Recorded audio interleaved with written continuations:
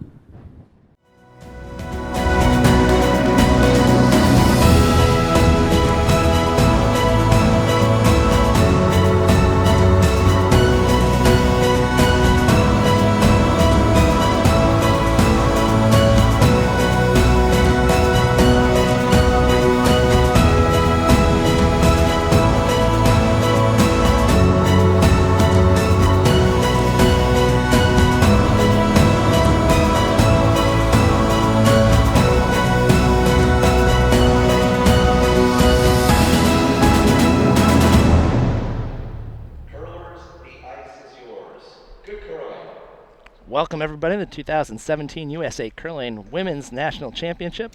My name is Joe Calabrese, and alongside me is Tom Violette and special guest commentator Jason Smith. Welcome, guys. Hello. We've got a great matchup for you today. We got Team Jamie Sinclair versus Team Jessica Schultz. Let's meet the teams. Hi, I'm James Sinclair. My lead is Monica Walker, second Vicky Persinger, and third Alex Carlson. Hello, I'm Jessica Schultz of Team Schultz. My lead is Stephanie Seneker, second Jordan Moulton, and vice skip is Courtney George. So we're underway here in the first. Jessica Schultz has earned the hammer playing the Yellow Stones. Getting aggressive to start the game. Throwing the corner right away in the first. Halfway to tight. I believe Sinclair called for a center guard, but it slipped into the rings, so Schultz take advantage of that and throw up a corner. These two teams have played twice this season, with Sinclair winning both games 5-4, so very competitive games.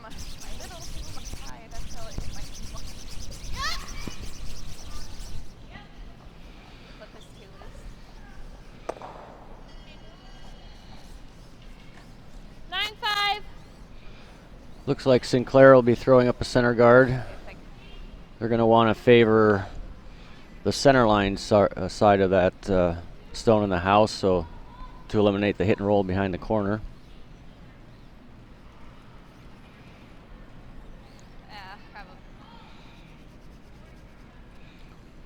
Which is exactly what they did.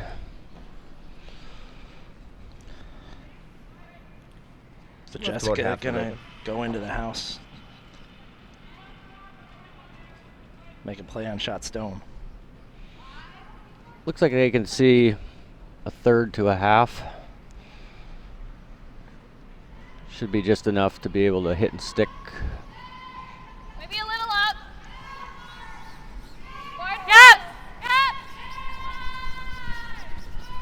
Whoa, clean. Whoa, clean. Looks like she's got a good one here. Coming by that guard nicely. Yep. Roll. Nice shot, Steph. Just give a little context to the commentators beside me. Tom Violette coaching Team Alex Leichter. Jason throwing second stones for Craig Brown this year. So I want to thank both of them for lending their time this morning. They could be sleeping in, but they're here on an early Monday morning covering this game. No. Yeah, There's no place I'd rather be. This All right, that's fine. looks like it's going to hit and stick. 9-4. This makes both of our commentators eligible for the Mock and Jock media game later this week. Jason, our defending media champ, made the Hackner Thin double for the win. Yeah, we didn't. My teammates and I didn't have many wins last year, but it was happy to get at least one more win. Last year's event in Jacksonville. Sort of special to win that game at home, huh, Jason? Yeah. Wait. Got a couple hometown teams in this event. One of them is Kristen Clark. She's playing over on Sheet A.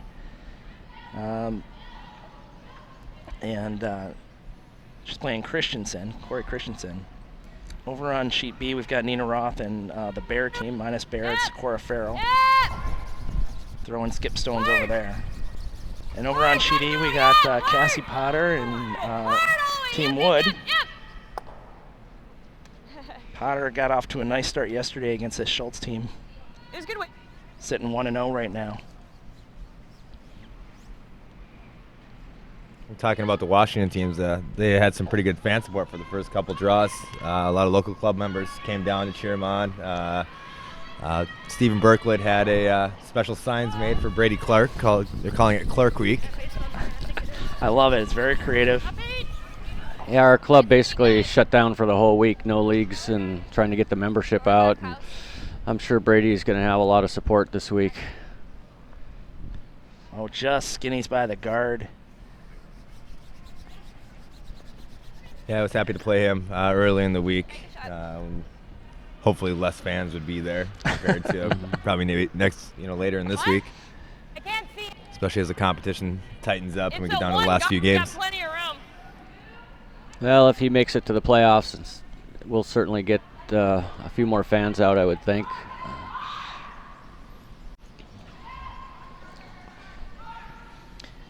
So Team Sinclair rolled out a little bit earlier in the end to allow Schultz to come around that corner guard. Got a little deep, but I think there's enough room to make a play on it here. This is Alex Carlson. No. No. Looks like this is a little heavier than they wanted. Line looks pretty good though. Sweeping for curl.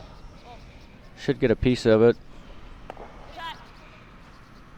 but not going to stick around. Nice weight. Maybe I was wrong. Jamie said nice weight, so. Good chance for Schultz to get around that corner guard again. Yeah, I think they'd like to get it a little higher in the house this time. Try and get it buried in the top 8 or so. Wait for line. All right, line's pretty good. So this is Courtney George.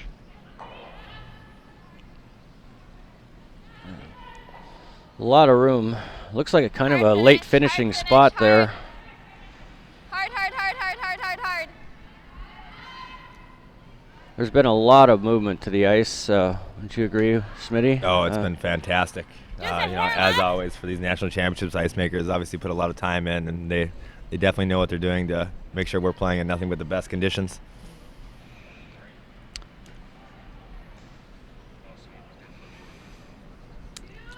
So Smitty, your team's off to a pretty good start here, 3-0 start. Yeah, we've had 3 pretty close games, but we played really well.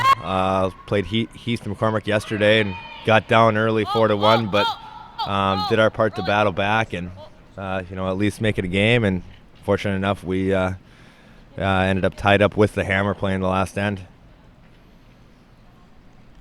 So that wrecks the guard. Schultz has a chance now to split the house. It's at 2.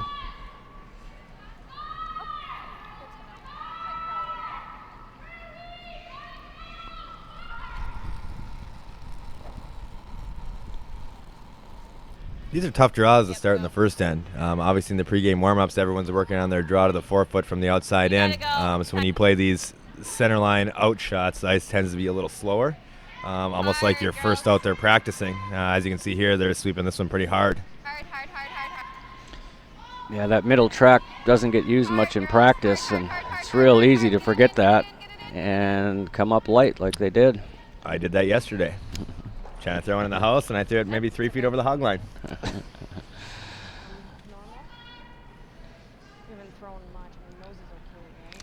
So Jamie with a little bit of a gift here. Although that rock they just threw is pretty tight, so if they happen to get a rollout, they may be able to split it. Important for Jamie to stick somewhere in the rings here. Ideally looking for a roll behind the center guard.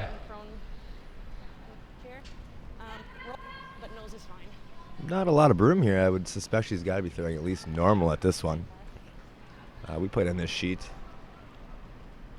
I believe, and it seemed to be curling a little bit more.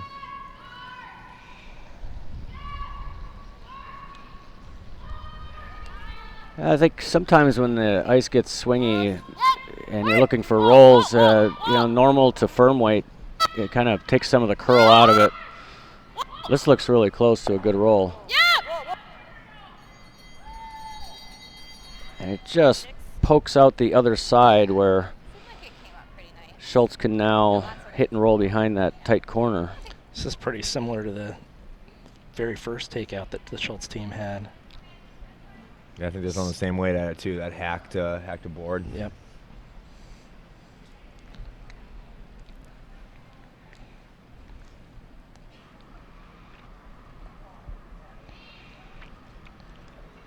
It's difficult to play that lighter weight and still get that 3 or 4 foot roll, so we'll see, especially with the late finish.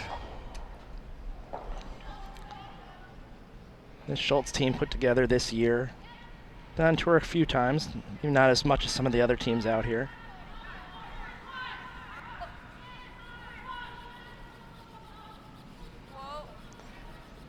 This has got a curl. Got a curl. Nothing. They're not trying to get it to curl, but I think that one's just overthrown just a little bit, a little more weight than they threw in their previous shot in that same location. So Sinclair can be aggressive here, come around that center guard, sit 2. Try to get shot rock buried.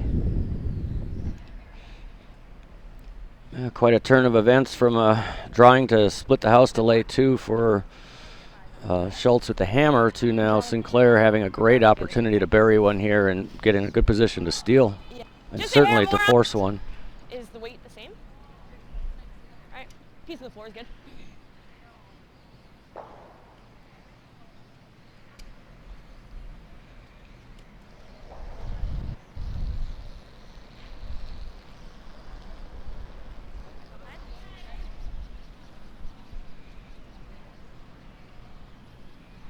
Piece of the floor, guys. Line's good. Vic. It seems to be pretty good, Piece. along with line. Cleared the guard by quite a bit. Looks like it's going to slip behind the tee line. Just almost. It's a little deeper than they would like. Yeah, but a foot higher, that makes it pretty difficult for Schultz to even score a point here now. With that rock being on the tee line, she can follow that same path and give it a little tap or freeze right on top. Just needs to push it a few inches. Yeah, left the door open just enough where just follow her down, like you say, and a small tap to take the one here.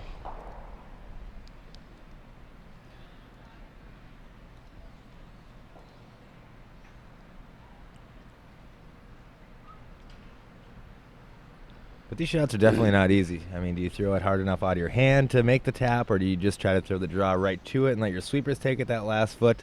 So it's kind of a mixed feeling when you're stepping the hack trying to throw this one as a skip. Especially it's Jessica's first draw of the game. That's where communication really comes in handy if the sweepers can give Jessica a good time to throw to. Oh boy, this looks like it's got a lot. They're walking the dog on this one. So with that, Sinclair going to get a steal at 2 here in the first end.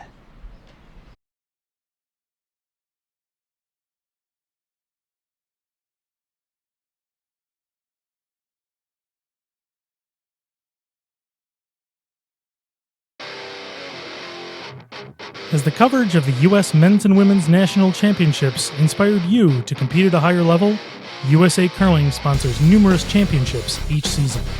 Members are encouraged to explore opportunities to compete at the national level in under 18, junior, college, senior, mixed doubles, club, arena, men's and women's, and wheelchair curling. Check out the events section of the USA Curling website for more information. The Grand National Curling Club, which serves as the regional governing body for curling on the East Coast, is celebrating an important anniversary. As of June 26, 2017, the organization will mark 150 years in the sport. USA Curling congratulates the Grand National Curling Club for reaching this milestone. So we're back here, 2017 USA Curling National Championships. Alongside me, Tom Violette, Jason Smith, this is Joe Calabrese, BA on the controls, and Sean Murray manning the camera this game. All right, Alex, go, Alex, go, Alex, go, go, go. 15-6. That works. Looking to get into the house here. Winds up biting the top 12. Schultz going to play the corner guard, and it's on. Yeah, it looked to me, Schmitty, in that last rock of the first end, that she kind of threw for the tap, but had kind of ice for the draw. Essentially, one of the got caught on that. Yeah, like I said, I think it's just a mental thing. Like, do you throw it hard enough to get there and make the tap on your own, or do you just try to throw the freeze to it and let your supers take it that last, couple feet or whatever? you definitely have to broom for it, knowing your tendencies and knowing exactly what you want to do. It's a nice corner guard there, pretty tight to the rings. And Monica Walker's going to be asked to play a come-around draw on their rock in the top 12. 6. Pretty good. Piece to the floor.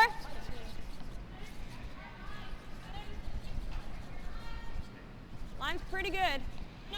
Yep, Alex, yep. Yep. This rock seems to be coming in really nicely. A great line. Weight looks to be perfect. Just sneaks it by. Good shot. Slips a little bit deep. That's a great shot. Great shot. It'll Perfectly buried. That's my mixed doubles teammate. As long as she keeps that weight, we'll be okay. That's like the perfect mixed doubles weight, isn't it? Exactly, Yeah. yes.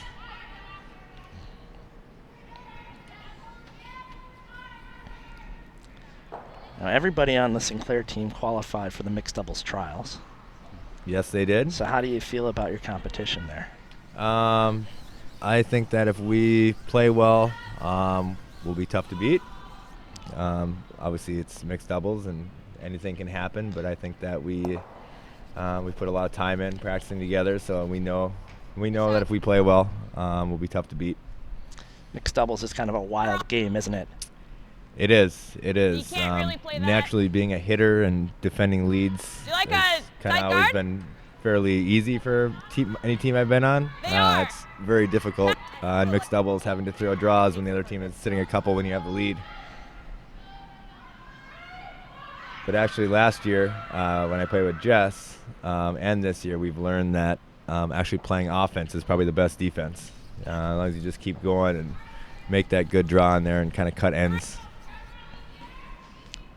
Maybe we'll talk a little bit more about mixed doubles, some of the rules changes and stuff a little bit later, but get back to this game here.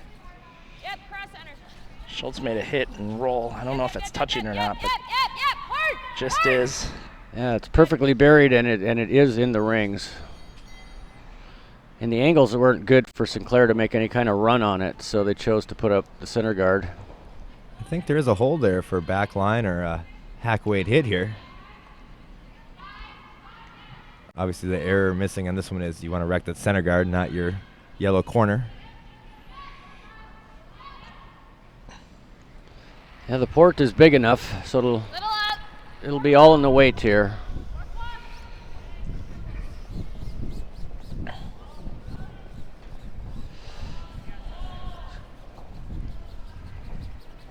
Looks to be a good shot. Whether or not the shooter will stick, Fantastic shot by Jordan. very nice. Two buried now, forcing Sinclair to run something here and open it up. Chance here, if she played it just on the high side, she might be able to get something moving back. I think the angles are such you could get all three moving for sure.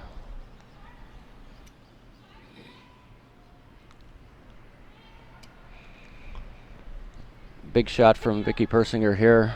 Close, yep. We'd like to at least make two of those rocks go away. And just missed the third. Good shot, Vic. Nearly got all three. Obviously, still a great shot, though. Open that one up over Great there. shot. Take a look at the replay here. It looked like a hair overswept, I believe. Yep, maybe. No, had to hit it They're just under, a little thicker. A little thicker. Yep, had to shoot a little harder. 75. Trying to get those angles when you've got, 8 feet between the two rocks. Be a little difficult. Yeah, those are definitely playing just the top two, and the third one in the back is definitely a bonus. Whoa, I think we gotta just leave it. So this is a little heavy. Trying to get it around those center guards. Trips to the back four. Rock placement so important, and just slipping deep just kind of opens the door to the other team. If you get that in the top 8, it really allows you to control the 4-foot. And would probably force Sinclair to run her own rocks back. Roll. You might not be shot. I think she's looking at playing the double here. I think she just called the hit and roll, but I think the double is definitely the play, especially with a 2-point lead. If you're tied up, possibly you throw that draw in there. Easy. Close. No. Oh. An inside roll here would be huge. Anything. Yep, go. Oh, nicely done. Toss. Shot stone. Mostly buried. That's all. Just a broom's width. Okay. So there's the danger of playing that shot. You're still behind the tee. A little soft tap, and Jess is sitting on the tee. Back forward. Sorry. Back 8. Okay. Yeah, you want to move it back. Okay. Yeah, they'll want to get as close to the nose as possible here. Possibly get on the inside of it. It's a little hot, I think. Where are you? High line! Really close. Got to go on this one, though. Hard. Gotta get it by. Keep going. Go. Hard. Great sweep. Oh, this is going to be terrific. Great shot. Great shot. Nice sweep, girls. So sitting 1-2 now. They drifted just a little behind the tee, though, as a result of getting the roll. So there might be a chance to get there on the other side, and that's what Jamie's going to try to do. Yeah, they would love to get around that guard and maybe get to the pin for shot rock, but even if it's a hair light top 4, that'll be in a really good position to force 1 or certainly make it difficult to get 2. This is looking a lot like mixed doubles end, isn't it? It definitely is. No bump. Vic, if anything. Nope. Vic, if anything. Hey. Only if it needs weight. Yep, right to it. Good. Great Oh, shot. nicely done. Shot stone now is Sinclair. And Jessica's looking to bail. No option but to step up and play the double peel.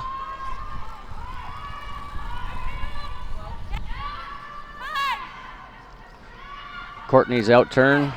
They'd love to get rid of both and spill the shooter. Looks like it's over curling a hair. No, well done. Very well done. It's a dangerous situation here now for Jamie. 2 yellow rocks in the house with hammer. So Jamie's going to have to be careful.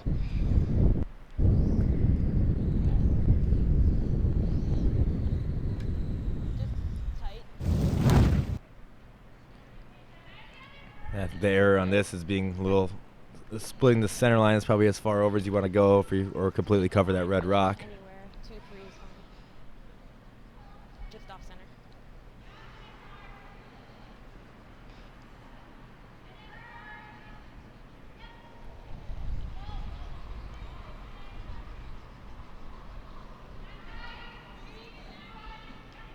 Line's good, easy. Lots of room, guys. They're looking to favor the center line side just a bit because the angles are really good on, Easy. which will be to the right side of this. That looks absolutely perfect. That's a great shot. Yeah, I can't place that much better. Although with the amount of curl, what do you think, Schmitty? Could you get around the in-turn side and just poke that red one out a bit to lay 2? Possibly. It's obviously really, really precise. And even if they're successful at that, it'll just leave the opportunity to just draw in there.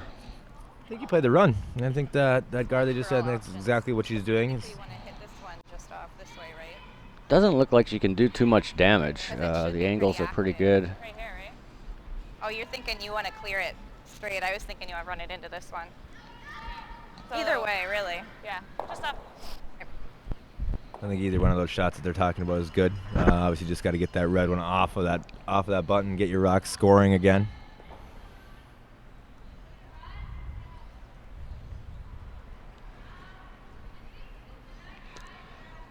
They'll want to hit this just a hair high of center, I would think. The only way they can do some damage is to get across the face of it. That might pick the back one out, though. As That's Courtney true. was saying, it might be best to almost hit that one and clip your own, but it goes onto the red one. That would be perfect. Alright, that's fine. Straight peel. Straight peel here. It'd be overthrown just a little bit. Yeah, I got a touch wide on that one. But Jamie's got to throw another good one. And guards aren't easy when ice is curling 4 feet, 5 feet. Looks like they're taking 4 here. Yeah, the communication is definitely important on these. Weight communication from the sweepers, and also line from the vice and the skip. Just making sure that they know where it's at and how much it's going to curl. Even more important on this guard to cover that one side of the rock so Schultz won't be able to get to it and tap it out for 3. That's about the same. Line's good. She's got a little more this time, doesn't she? Yeah, split the line, guys. And it needs to do some curling yet. It's going to be definitely tighter. Line's getting better. I think that's going to be okay. That's pretty good. You could play the straight double here, maybe. Get 2 that way. Hey, whatever you're comfortable throwing. Pretty much right on the nose, huh? Yeah. You actually can make it if it crosses, too. Either way. Just Straight yeah, back double I'll for watch your 2. phone, but just plan for nose. Is there a way to clip the yellow one on the way by and maybe get 3? I don't think the angles are quite there for that. I don't think so. Just not quite. There's a lot of I think we just gotta if you get were to in cross contact the with face of the first one, Um, and then cross the face of the second one, as a result of that, you might be able to get that to happen. I don't know if that red one on the button would go far enough, though, to get out of play. Yep. So we'll see. Yeah, you'll either lose the shooter or... I think they'd be happy with the nose double for 2 here. Yep. Yep. Big shot. They hate to go down 3. Hard. Oh, this is overthrowing on them. I'm going to make this. Actually close. Oh, beauty. Clip but the yellow just on for the- one. Great shot, though. Still a Yeah. great shot. Absolutely. So with that, Schultz is going to cut the lead to 2-1 after 2. And we'll be back right after this.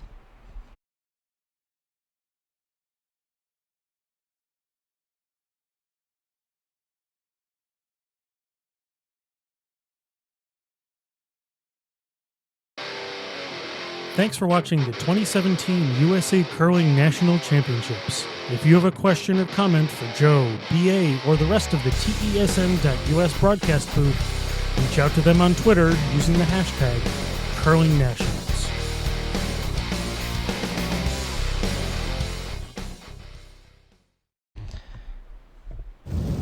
So let's take a quick look at the replay of that last stone. Schultz trying to make the double. Crosses over just a little bit.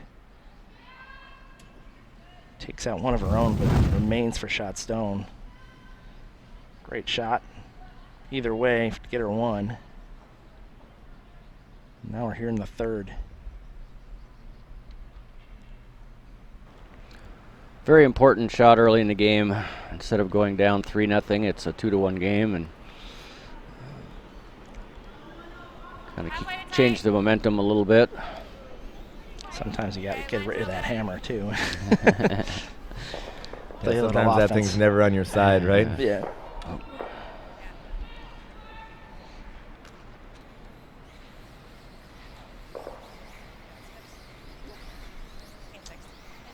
throw. I just didn't realize. Checks up right before the house.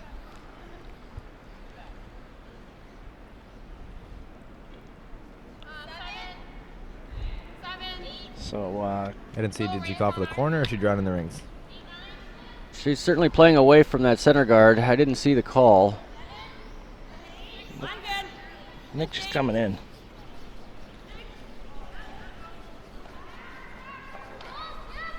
So quick scoring updates around the arena. Over on sheet A, Clark has a 1-0 lead over Christensen.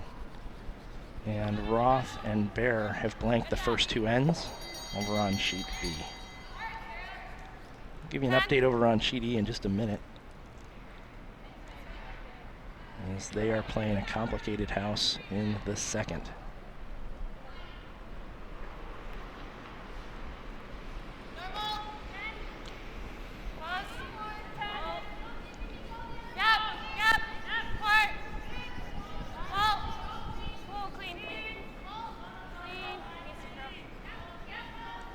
Looking for the big roll under the guard. Sorry. Nice throw, Steph. So only one supposed to sweep behind the tee for a half second there. I think Courtney was in there too. Immediately stopped.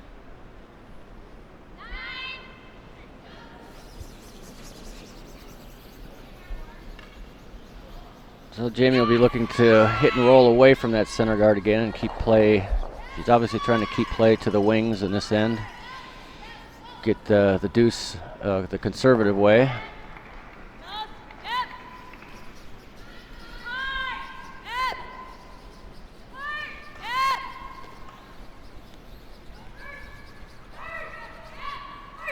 Shaw sneaks it by. Great shot. 11-1. Back button. Both teams making quite a few shots You like here. that? High level play so far in this game.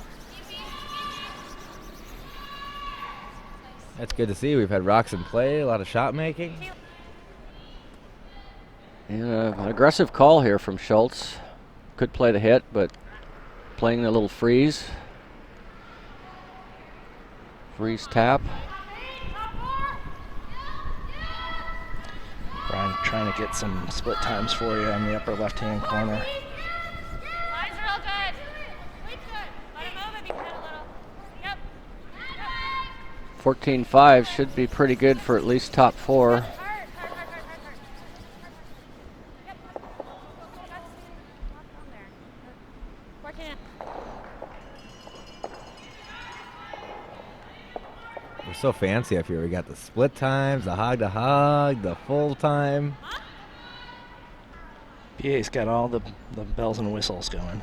How about I just leave my stopwatch in my bag next game? You guys can scream emote to me as I'm playing out there. Yep.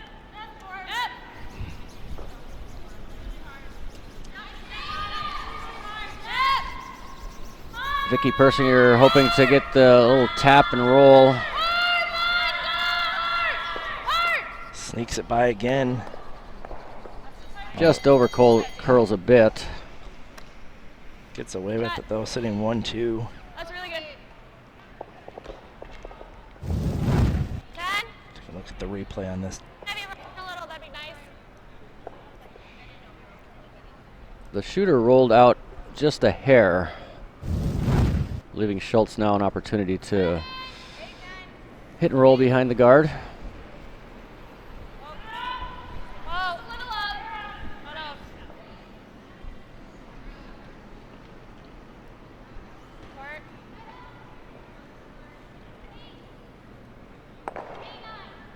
Right, Jordan.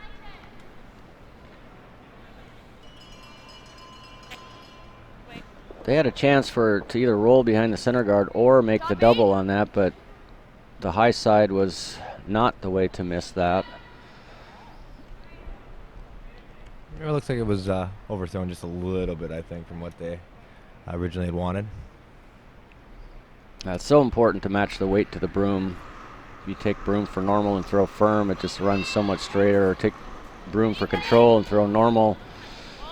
It's really important to match, you know, with this amount of curl to throw the weight that's called. I'm just happy to be in the ballpark of the broom and throw the right turn. Broom's just a guide. Yeah, exactly. This one over curls a bit. Bumps up the Schultz stone. Take a big hit. That'd be good. Still sitting outside the rings. but not quite what they were looking for. It's another center guard, which Sinclair does not want. Would have been nice to just get around that anywhere in the top of the house. Okay. All I ever need to. All I ever need to. Hard. Line's really Jessica ignoring the shot rock and choosing to come around again. Good opportunity to control the 4-foot here. The line looks absolutely fantastic. Let's see where the weight is. That's great as well. So That's a really good spot. Yeah, this is one of those opportunities where a club hurler might have hit that one in the back to sit 2, but at this level you realize that back 8-foot, back 12-foot, it doesn't do you a lot of good. And you got to take a little bit more control of the center, particularly when you don't have hammer. Yeah, being in the front of that tee line is very, very important, especially here on arena ice, because there's no guard that's really a great guard with how much the rocks curl for draws. So anytime there's a rock behind the tee line, there's that opportunity to draw around the guard, freeze on it, kind of gives them the double opportunity to be a little heavy and still make a pretty good shot. Looks like a good run back coming here. It's a little unlucky and clears their own out the back. Very unfortunate there. That was a great point, Joe. I think you're right. A lot of club curlers might have hit that rock in the back of the house, but then that just leaves an opportunity to beat them around the center guard. Jessica knows that and got in there really well, but a really nice run back. I'm going to be the bad guy here and disagree a little bit. Yeah. With it being an odd end, actually hitting that one's not too bad. Gets the force into play. Sit 2. Obviously the draw is, very makeable, and you make good when you have the opportunity to steal, but hitting that one would not have been the worst call I've ever seen. I guess it depends on your end plan. You're right, maybe in an odd end, play a little more conservative, keep the blank in play, or I think she chose to force things a little bit. Sounds like they're going to talk over what's next. Things are a little messy up front.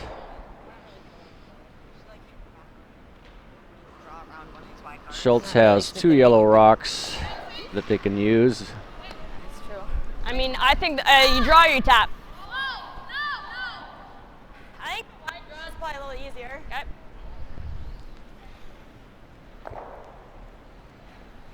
Would you ever just clear the front there, Schmitty, or there's a yellow rock in the back already? It's definitely not a bad call. You hate to get forced to 1, but yeah, it kind of depends on what your game plan for the end was. Yeah. Are you looking to blank? Are you looking to try to get a deuce? How aggressively do you want to go after that deuce? And they have a 1-point lead right now. And this is Alex's last rock, I believe, right? So they still have a good opportunity to get their deuce, and I think that's what they're thinking right now is going behind here, and especially behind that yellow one where they can't really play the run back at it. Hard all the way. Hard, you gotta go hard. the left side would be a little more difficult run back.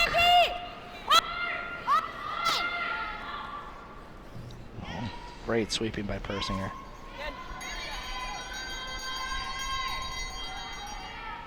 But slipping behind that dreaded tee line again.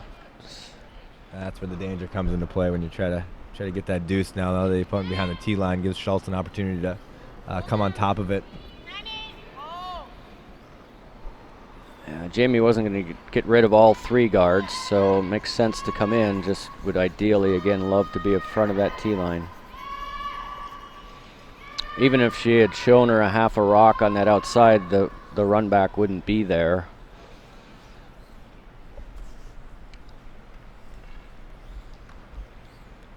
Great chance to get one buried and frozen here.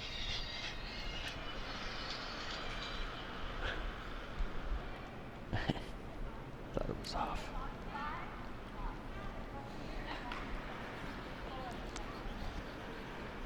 Coach is always on call, 24/7. I thought we had bagpipers bringing us in. I was excited for a second.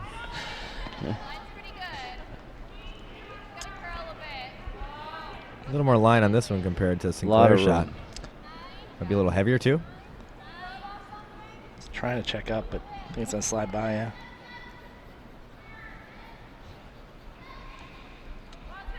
Yeah, kind of an unforced error there. Top 4 would have been really good. You know, frozen shot rock would have been awesome. Anything even a little short would have been something they could use. This might be a 2-point miss there. Yeah, if Sinclair makes another good one, You just got to be at least full 12 out. it'll be real tough for Schultz to nuzzle Even one in just there. half buried. It's a couple more inches than Alex's. Same thing again here, even just half buried. The run back isn't there. I think ideally here she just wants to probably just bite the 4-foot, maybe half a rock in the 4-foot.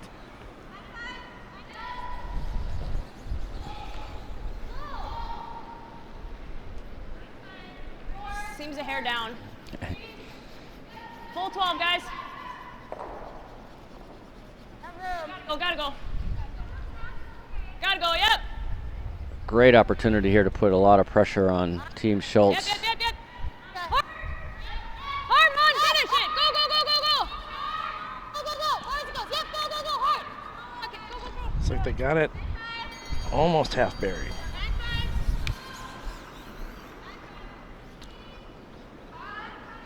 Any chance for the double here, Smitty? She's checking it out. Pretty close. Got to play it pretty tight to that yellow one. It's definitely over the top. It's just a matter if she can sneak by that yellow one and hit enough of it. So what other options do they have here, Tom? Yeah, over the top is there, but you'd have to throw quite a bit of weight to get that first stone all the way out. The other option is the long tap on the guard on the left, or a straight draw around. I think they could get something buried full 4 on the outturn side. Yeah, with the way it curls, you think that outturn draw should be able to, become overburied essentially, and maybe be shot rock. Maybe touch the button just a little. Fortunately, I think that's a new path out there. They haven't thrown anything that wide yet. And it's a bit risky. If you miss it, you bring 3 into play. So I think she's choosing to certainly, if not make the double, no more than 3 here. Give up no more than 2.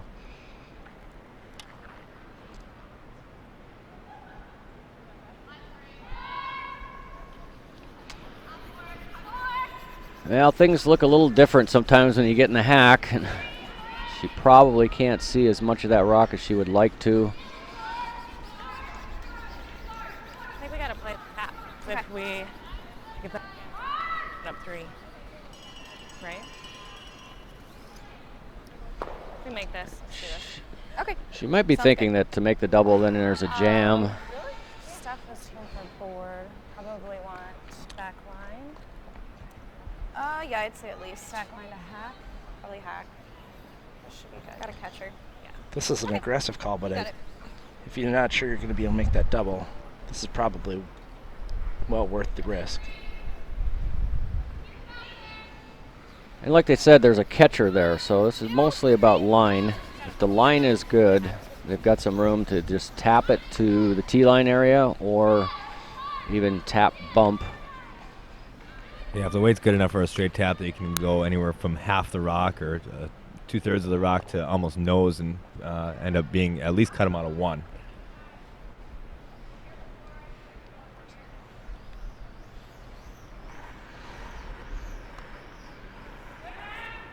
Whoa. Tons of line. That's not what they want to hear. Tons of line.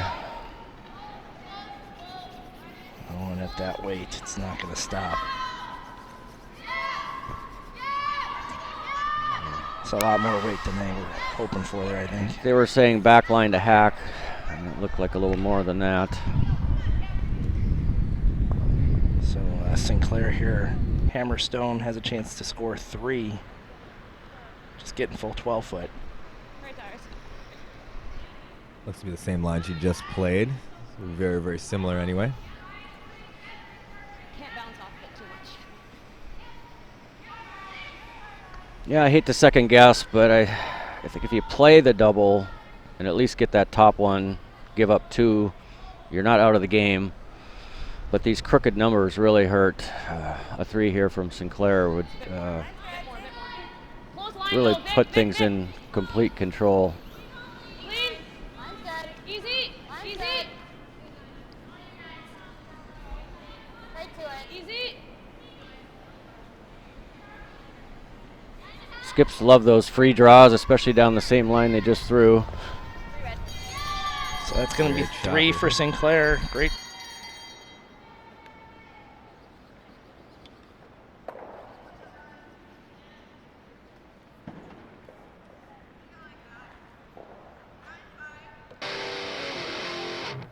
The USA Curling Club Nationals are coming to Fairbanks, Alaska, March 4th through the 11th. If you're in our northernmost state, stop in at the Fairbanks Curling Club to cheer on some of the best men's and women's club teams in the nation. Seeking to learn more about attracting, growing, and maintaining members in your club? Do you want to increase your club's sponsorship revenue? Learn about these topics and more at the annual Business of Curling Symposium this June. The weekend event features interactive discussions and idea sharing. More information on the upcoming program can be found on the USA Curling website. And we're back here in the 4th end. Sinclair with a 5-1 lead over Jessica Schultz. We've got a new feature in the webcast this year. It's called the Price Check. And that's when we send it down to Price Atkinson, who is down ice side. He's going to report on what's going on in that Potter Wood game. Price, you ready for us? Y'all hear me down here? Yeah, we can hear you. All right. Right now, Cassie Potter sitting, looks like 4, and her last stone, the hammer, is coming. The second end could have gotten away from Team Wood a lot worse than it did. They only gave up 1, but Cassie has got a chance to really blow the doors open right here on her last stone, or actually next to last stone. But one thing you remember, guys, yesterday, Joe, we saw that time, it wasn't a factor due to the match ending early for Team Wood, but today they're playing a lot quicker, and that clock is a lot less of a factor for them down here on sheet E as they are down 4-0 in the 3rd.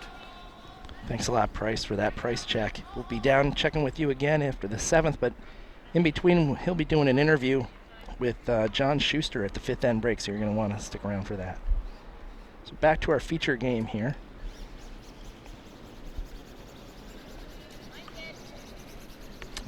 Getting a quick look over there on sheet A. I'm sorry, sheet E, excuse me. Wait only. Room. Just 4. It's running more than the last one. So Sinclair again, top 4 foot, corner guard up by Schultz. Sinclair looking to cover it up.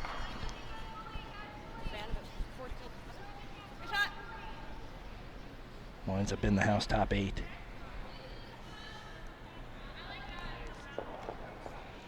So it looks like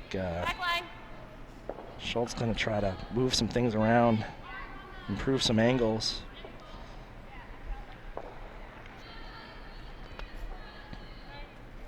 A little backline weight tap here. Might even be able to get both red rocks behind the tee line.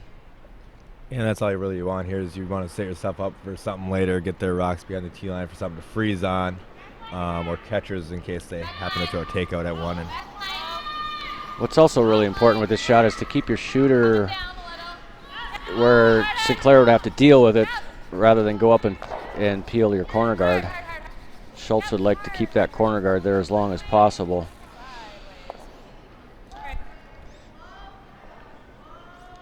A lot of times you see that shot overthrown a little bit, especially at the club level, and the rock winds up out of play, and you've really not improved your situation at all. Right. Then the other team can peel your corner, and you have nothing left. Right. That last one underthrown, but at least it forces Sinclair to make a play on it.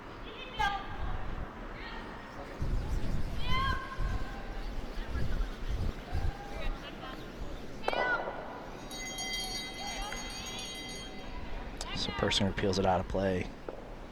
I imagine another tap or freeze here. Looks like with the pocket, she's going to try to freeze. A nice play here would be to tap the one on the left and just flop and sit frozen on the other red rock.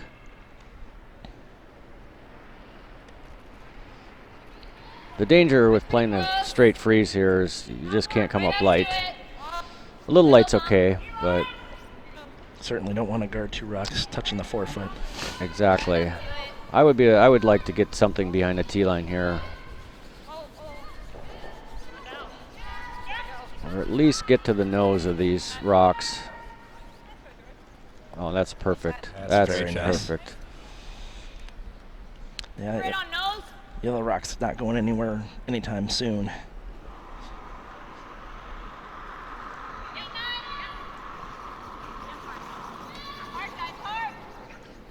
We'll find out if Vicky has the heat to get it out of there. If I was gonna, she could throw. Yeah, I was going to lay my bets on any of the women out here. She might be number 1. In terms of peel weight, that's for sure. It's a little staggered high side, so they're trying to nose it. Yeah, they were trying to keep that shooter on the nose, I believe. Schmitty would have hammered it. I would have probably missed it, but either that or the rock would have blown into 2. Yeah, up 5-1. I think there's a little bit of extra weight behind that one. Yeah. It would have taken a lot of weight to get that yellow rock out, but I think maybe could have been done.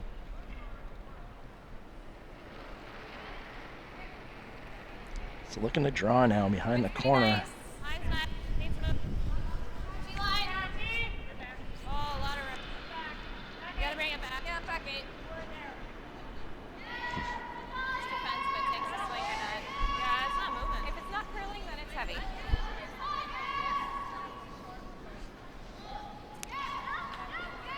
See if this one sticks in the back. Well, anywhere in the house would be huge.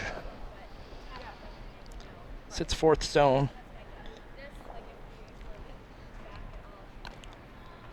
Still dealing with that yellow rock is not going to be easy.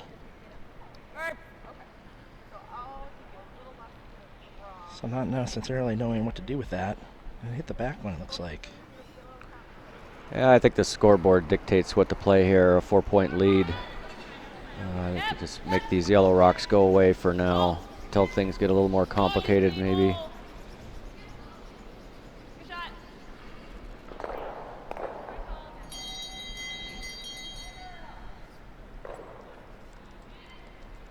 Trying to go around that corner again now. She'll keep going around the corner looking for the miss, but eventually is going to have to deal with this cluster in the middle.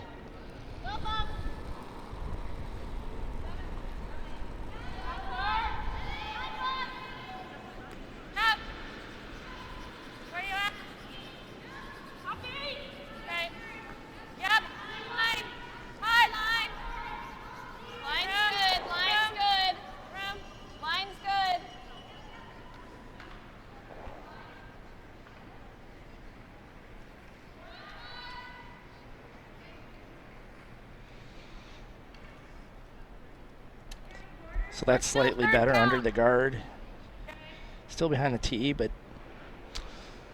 fully buried though, and that really limits Jamie's options. I think you can hit that red one on the outside and maybe get both yellow ones. She's got at least 3 or 4 options here. You could peel the corner, you can freeze on the rock that was just thrown. Like Schmitty said, you could make a play right there. I think I'd be looking to get rid of a yellow rock somehow here.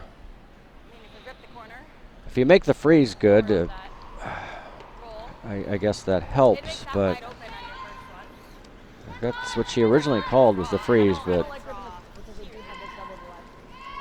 now they're rethinking things.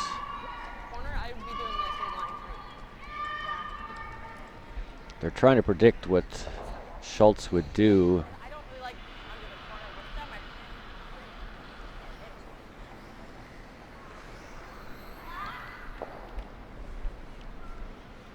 Really close to being lined up, I think. I think they need I think they play it anyway. If you have two rocks right on top of each other, they have to play something at it then. No, because there's a triple.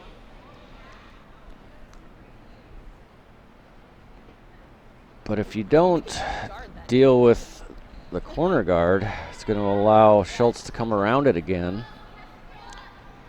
What if you could hammer as much as you could see of the yellow? Would it redirect towards the other yellow? It would certainly go in that direction. That might actually be the better way to play that.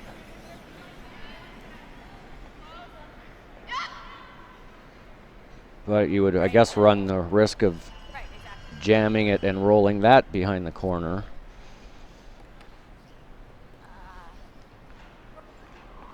Real interesting situation here. What do we think she has decided to play here? They're playing a draw. Just some sort of draw. And the luxury she does have is that Schultz stone is fourth stone. No, easy then. Easy. Line fine. No. Just a straight freeze on the yellow. That's what it looks like.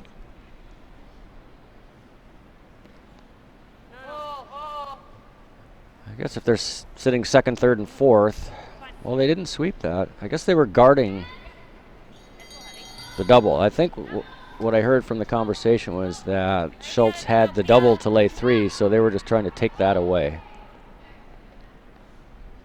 But now they left a Schmitty triple. Yep. It's there, certainly it's there. Just a touch high off nose. Yep.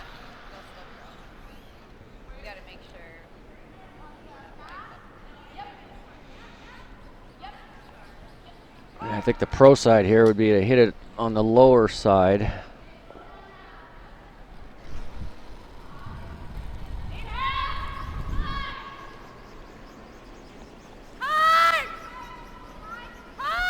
Looks real close. Oh, look Got at that. all 3 moving. Beautiful shot. Great shot. 1-2. Almost all buried under that center guard too.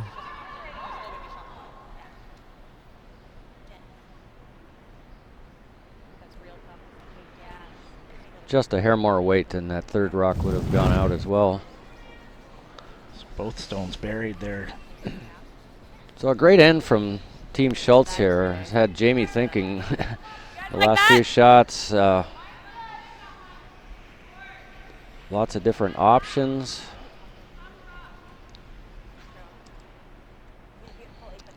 She's thinking draw again here.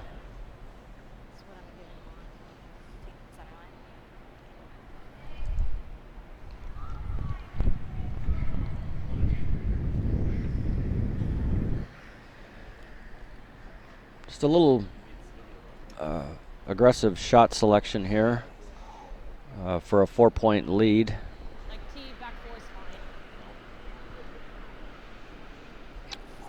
She says tee to back 4. I think the main objective here is to get it fully buried. So we are joined in the booth by our fifth end break guest, John Schuster. He's joined the peanut gallery behind us. Good. Line's good. Tee back 4. Really important shot here. A lot of room at this point. Lot of room, guys. Run it. It's going to need a big finish. I think even if she can get second buried, that's pretty good. Lines up with shot stone. It's slightly buried. There should be plenty of room, but this has actually been the shot that Jessica's probably had the most trouble with today. In turn tap.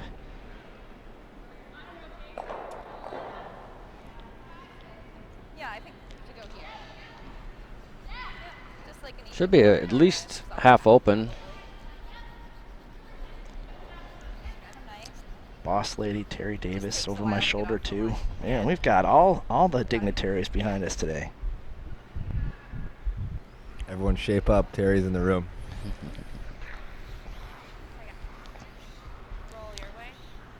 Then you got to put your shirt back on.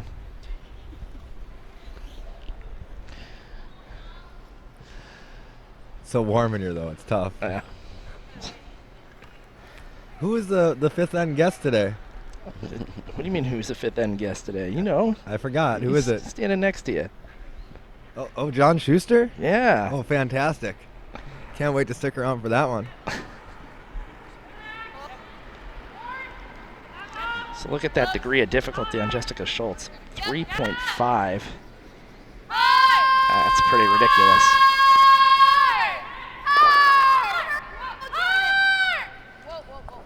Oh, off of one. Just rubbed the guard. That was a great chance to lay 3 there. Just rubbed the top rock. It's a tough break. So close to getting by. Really nice. That'll give it up. Yeah, but I'd hate to.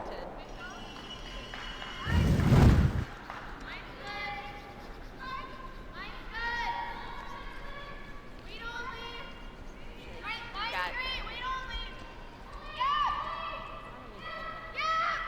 Finger straight guard. Sinclair with another kind of sticky decision here. Then They could guard their rock in the back 4. They could make a play on the top yellow, a little hit and roll. I think I almost like kind of the same it's thing, not except for the easiest corner thing in the freezing world. that yellow one in the top 8. That's why it's pretty good.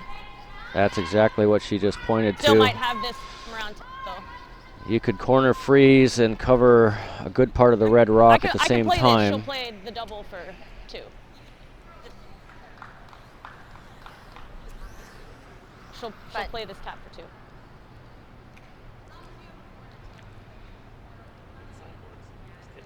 Tap and she's still got to make it. I think if she's going to guard that red rock, it needs to be in the house.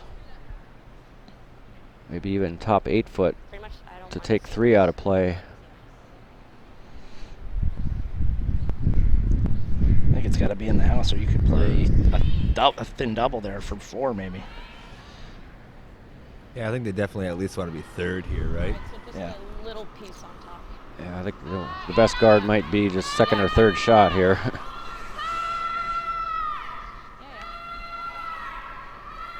Top 8.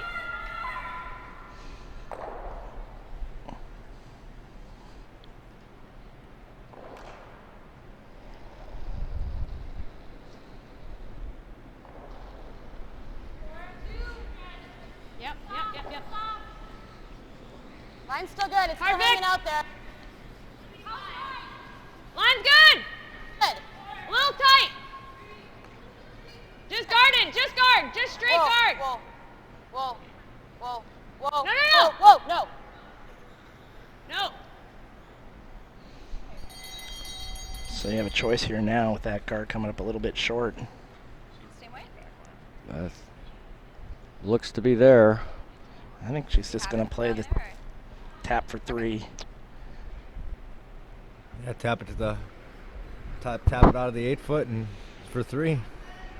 Same way.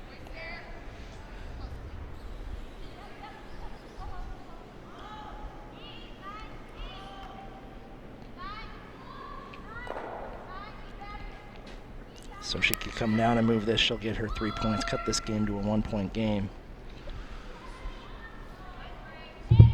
Settles into the hack, ready to go. Really big shot here. Make it for 3 in a 1-point game, or I think either ticking on the guard gives up the steal. This has got to curl again. This is his run on her each time she's thrown this in-turn tap. Just seems to be overthrowing it. So that's going to be a steal of 1 for Sinclair. Going to take a 6-1 lead going into the 5th.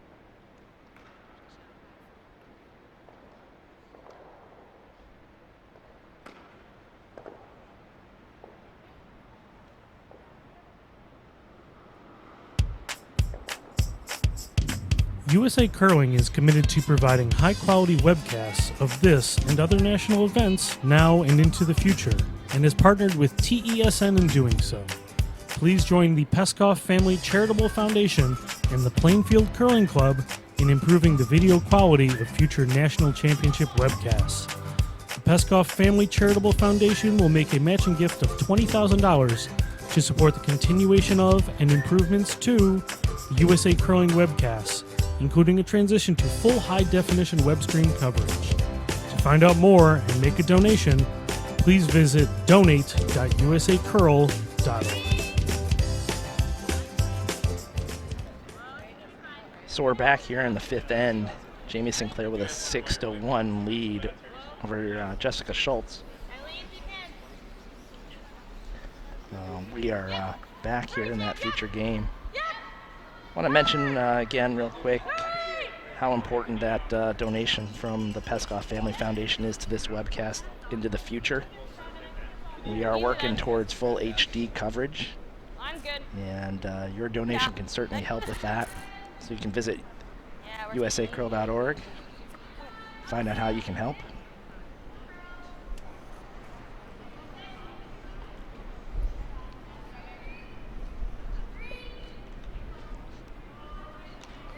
Yeah, Team Sinclair with a 5-point lead now. They're definitely not going to want any guards in play. It's going to be all in the house and peeling guards, I would assume anyway. Yeah, you'd hope. And Schultz is going to play a similar end to last end. Get up the corners, taps, freezes. Try and get at least 2 to get back into this. I think it's do or die now. Yeah, you got to take some chances at this point. Down by 5 with only 6 to play.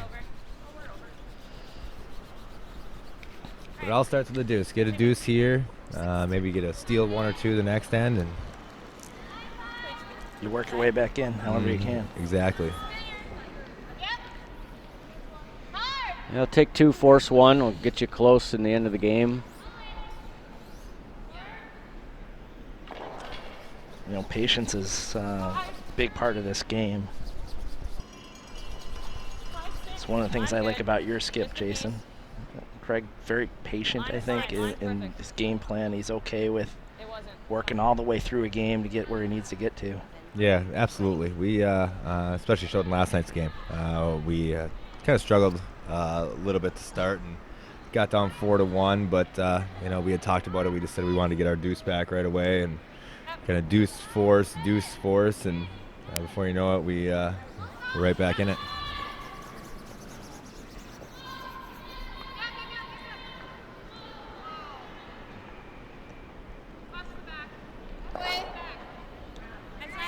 But it's been a great year that way. Craig is, having never played with Craig before, you never really know what to expect. Obviously, I played against him a bunch of times, but never really played with him, and it's been fantastic playing with him.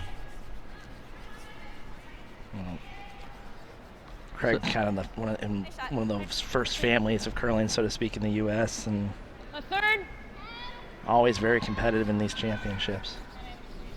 Yeah, we were talking about it. I think this is his 19th or 20th men's nationals, and he said all but twice he's made the playoffs. Yeah, it's almost a lock. That's not a bad team to be on then. No. Can make late travel arrangements most of the time. Yeah. Oh, nicely done. Double peel. Double peel and spills the shooter through the house. Double peeling corners is not an easy thing. What a great shot. That was Persinger again. There you go. Take a look at this. Off the backside and shooter out as well. Being a second now, those are the shots that excite me. Yeah. No one wants to see a skip draw the forefoot. We just want to see double peels. Right. That was the long arm. Sometimes they're like 2 seconds long.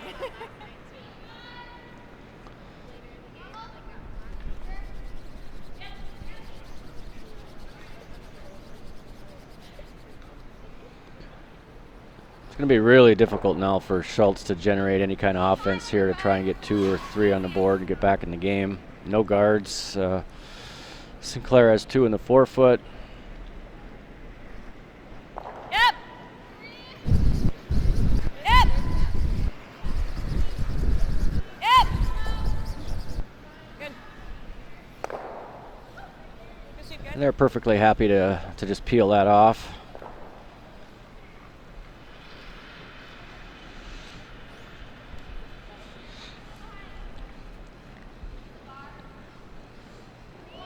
Sinclair doesn't want to leave anything around for them to use against her.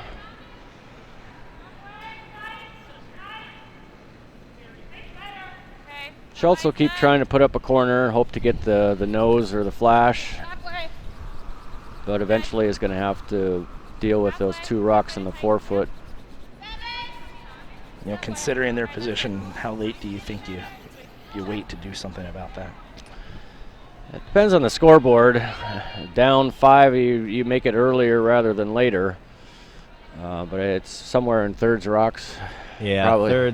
thirds first or second. I think maybe with the first one you try to tap those 2 in the forefoot around, maybe catch a break with a jam or a flash. Yeah. So that's a big break there for Schultz. Well, that changes everything. Pushes it to a better corner guard. Gets rid of the one in the top forefoot. Chance for Jess to get around there in that corner, set up maybe a 2. That's the break Schultz is looking for. So now only 1 rock to deal with, and it's behind the tee line and a corner guard to draw around. So some hope here for a deuce.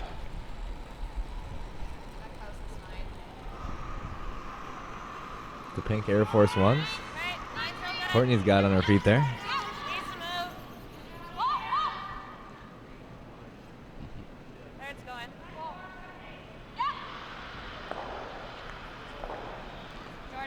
Line and weight looks good here.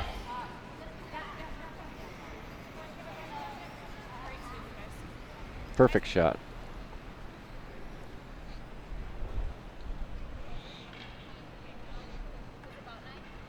Sinclair's not even going to hesitate to step up and peel that corner.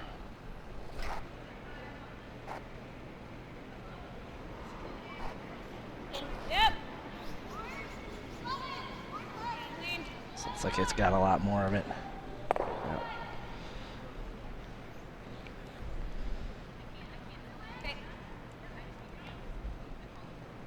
Looks like the call's a freeze on shot stone. Yeah, throw the perfect freeze. They have to hit the open one, I would assume. Throw another freeze on top of that and hopefully get a miss and get your 3. Earlier in the end, they might have chosen to guard their rock in the house or to replace the corner guard, but now we're getting down to thirds last, I believe, here. So the freeze really is the only call at this point in the end. Needs to finish.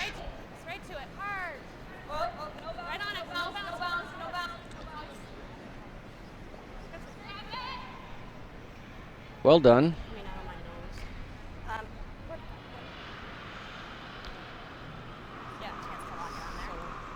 A little less sweeping allowed that to come to nose and be dead frozen. But now that they're offset, like Schmitty said, I think if a perfect freeze, Jamie would have just hit the open rock, but now there's room to just hit this on the nose and spill them both out or pick it.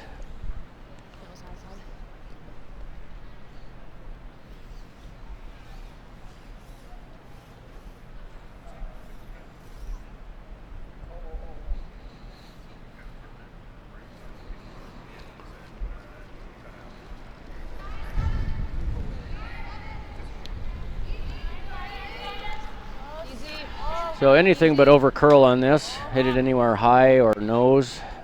Yep, pick it, yep. I think she's got a good shot here, straight pick. Just clips the back one, but mission accomplished. Really straight. Sweet.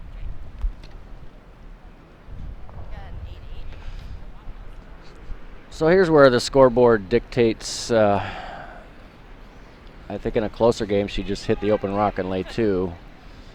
But she's choosing to freeze. Probably feels that she needs 3 to get back in this game. Yeah, it's interesting. I think even at this point, I think I would personally play the hit. Take your deuce, go down 3, and kind of regroup after the 5th-time break. Yeah. But you throw a good freeze here. Makes Jamie think about it at least. I would assume she'd hit the open one, but you never know. That's the point, I think. Even with a good freeze, Jamie's going to hit the open one. You're just going to get 2 anyway. So it's almost like you're making your deuce tougher by playing this freeze. But you're right. I think just take your 2, go to the break, and hopefully steal 1 and 6, and you're right back in the game. Yeah. This needs to be shot stone.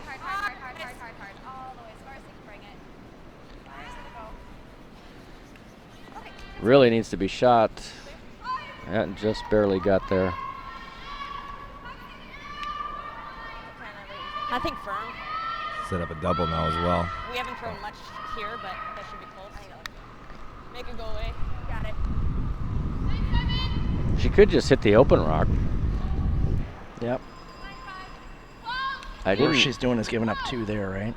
Right, There's a and possibility you nose this and jam. hell, a little pick or something, and you jam it. That's the only hope for Schultz to get 3. I think with the weight she's throwing at this, she said she's throwing firmer up, so I think it'll be fine. Give you a good opportunity here to remove both yellow ones. She certainly does have the option of hitting it thin and getting the double. Yep. Yep. Yep. Really close. Really got to go. Uh, Close. Great shot.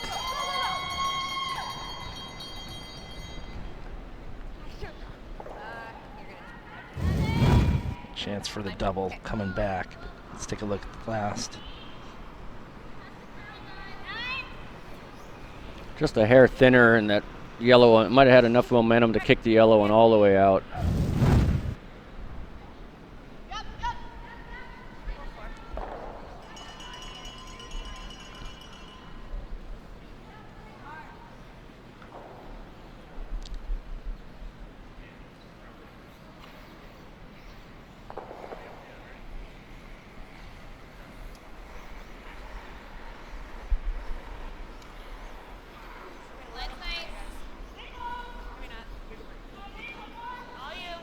So hammer coming down here. Full 4 foot. There was an option there to maybe try to play a double for 2, but a little dangerous. Take that as a no. Instead, just going to try to draw here for 1. Okay, good shot. And it's nicely made. And Schultz is going to cut the lead to 4 after 5 ends. Sinclair with a 6-2 lead. And right after this message, we'll have John Schuster with Price.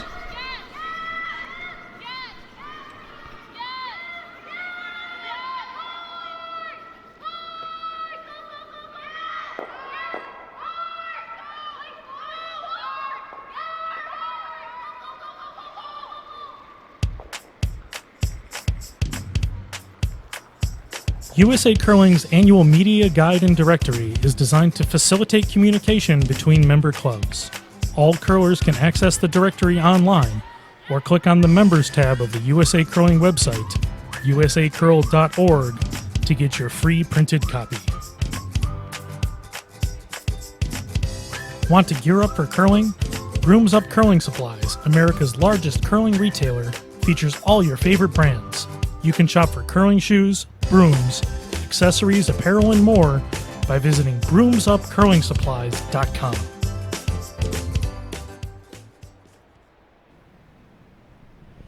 All right, welcome into our 5th end break here at Xfinity Arena in Everett, Washington. Here with John Schuster, 3-time Olympian, member of Team USA. And John, appreciate you getting up a little bit earlier since you guys don't hit the ice till 2 today. Yeah, definitely didn't have to get up any earlier. I have 2 young kids at home, so my my alarm clock goes off quite early every day. Yeah, well, let's get to it. What's it, somebody that has really enjoyed watching you play for years? What is it like to be John Schuster? And how often do you get asked about your pipes, because you're known for being one of the loudest guys on the ice? Not too much. I think I get more from fellow competitors.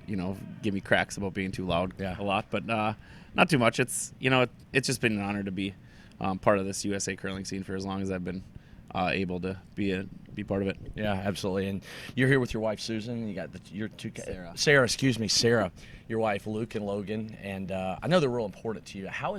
Because you made the Olympic team in 2006, how has it changed this process for you as a family man now at this point in your career? I think it really hasn't changed too much from the curling standpoint. When we're here curling, like, that's one thing that to be a successful, I think, competitor at these things where it is such a family place is you have to. I have family that knows that when I'm here, like at competitions, that competition has to come first in that particular week. But for me, I found even now Luke being almost 4 years old through this process, like I get done it after games, and rather than going up and saying a quick hi like yesterday, I really wanted to carry my sleeping child to the car last night and get those extra few minutes in with him. So I think that's it's definitely a perspective thing, though. I mean, we're just playing a game out here, and that's real. Yeah, totally. All right, you guys have played probably the toughest schedule of any team that's here on the men's side. So where does that fit in for you guys going, in an Olympic year? How does this week fit in for you guys in the whole process, with trials later in the year? Our nationals is always, the week you look forward to throughout the course of the year. You get to come here and play in an arena, play on Dave Stavateg's ice, which is bar none top in the world, and play and measure yourself against our teams from our country on this ice. Whereas, we play them during the season, might be in cash spiels, and who knows what the ice conditions are going to be in rock situations. So, fortunately, we played in a bunch of Grand Slams, so this is probably our 5th or 6th time playing on arena ice this year. But, it's always a treat to get here, play on Dave's ice, and measure ourselves against our competitors. Now, as the face of U.S. curling, as a 3-time Olympian, how often do you get people coming up to you saying, are you that guy I've seen in the Olympics? Are you the guy that does that where you sweep? I mean, how often, clearly where you live, you probably get it all the time, but when you're traveling, do you get people coming up to you a lot and wanting to ask questions? It's funny, actually. At home, I get it less than when I do when I'm traveling. I think when I'm traveling, sometimes randomly at a Twins game this last year, I just happened to be there and whatever, and I'm just about to get on the escalator. Guy comes down, he's like, "Oh my, John Schuster, what's going on?" So it doesn't happen very often, but when it does, it's a pinch yourself kind of thing. It's pretty cool. Yeah, absolutely. What's Curling Night in America done? Because I know that it's whet the appetite of curling fans everywhere around the country. But to bring visibility to the sport, to have that on another year and to participate in it, what's that done for the game in the sport of curling? It really gives us relevance rather than once every 4 years. It kind of keeps us in the forefront of people's minds as an organization and as players, but mainly, people aren't necessarily saying, curling back every 4 years, and I think it's really going to sustain our growth on a national level. I think we've seen through ratings that have come through from the first year to the second year, and hopefully now continuing to go up exponentially through this third year of Curling Night in America. Yeah, it's joined by John Schuster, 3-time Olympian here, and you guys won the bronze medal last year in Switzerland at Worlds. A little bit of controversy with the Japanese guys, but where did that momentum, does that give you momentum winning that bronze at Worlds into this year, getting ready for another run at the Olympics? You'd think it would have heading at the end of last year, but unfortunately that wasn't the end of our season last year, and we went straight from the Worlds. We didn't even come home. We went straight to the Players' Championship, and then we were home for about 5 days, and then went to the Champions Cup. So it was our season ended May 1st, and I think maybe extending our season through May wasn't the best choice for us, as I think as the off season wasn't as long as we're accustomed to, and this year came on awfully quick, and hence the slow start we kind of had this year. But we've really turned it around the last 2.5 months, and I think you've probably seen evidence of it throughout our last few events we played in. All right, we were talking, I know we got to wrap this up here in a few minutes, but we were talking some other sports here off the broadcast, and played a little basketball and growing up yourself, and is a basketball fan. I love college basketball. Give me a Final Four pick. Do you got 4 teams? I got nothing. Like I said, I really just watched University of Minnesota. I would have, I hope that those guys, they had a little 5-game losing streak, but we're back on the winning ways, and hopefully they can make a little run in the NCAA tournament. There you go. All right, I'm going to embarrass myself here on the way out the door. I had, and I hope you won't think less of me, but I had a John Schuster ringtone on my phone with you yelling hard on my phone. Lasted about a week before my wife got sick of it. That was the end of the John Schuster ringtone on my phone. So you have rung out loud and clear in our house. But 3-time Olympian John Schuster, good luck this afternoon. 2 o'clock against Cedar McCormick. Your one game today on the ice. Best of luck. Thank you very much. Thanks for having me. Thanks. Thanks so much, John and Price. That's quite the story. Ever been a ringtone before, John? I did. I had it for since they listened to this, I recorded and I put it on. Oh, God. It was during the Olympics, yeah. Oh, goodness gracious. Thanks. Oh, the ringtones. So we're going to bring John Schuster into calling in with us. John, welcome to the booth. Thanks so much. This is me talking. Your phone is not ringing. Price. Nobody ever thought to do that before. Everybody's hitting the record button now. You got to give them a good yell. I got a little nervous. He said my loud voice only lasted a week before his wife got tired of it. I hope my wife's not getting tired of my loud voice. Oh boy. So Duluth Curling Club, House of Hearts coming up, right? Yeah, that's generally, I think it's the 23rd to 25th of March this year. So we have, again, our interest, kind of like our interest in our sport countrywide is showing the numbers-wise. We are equally seeing that numbers increase in Duluth.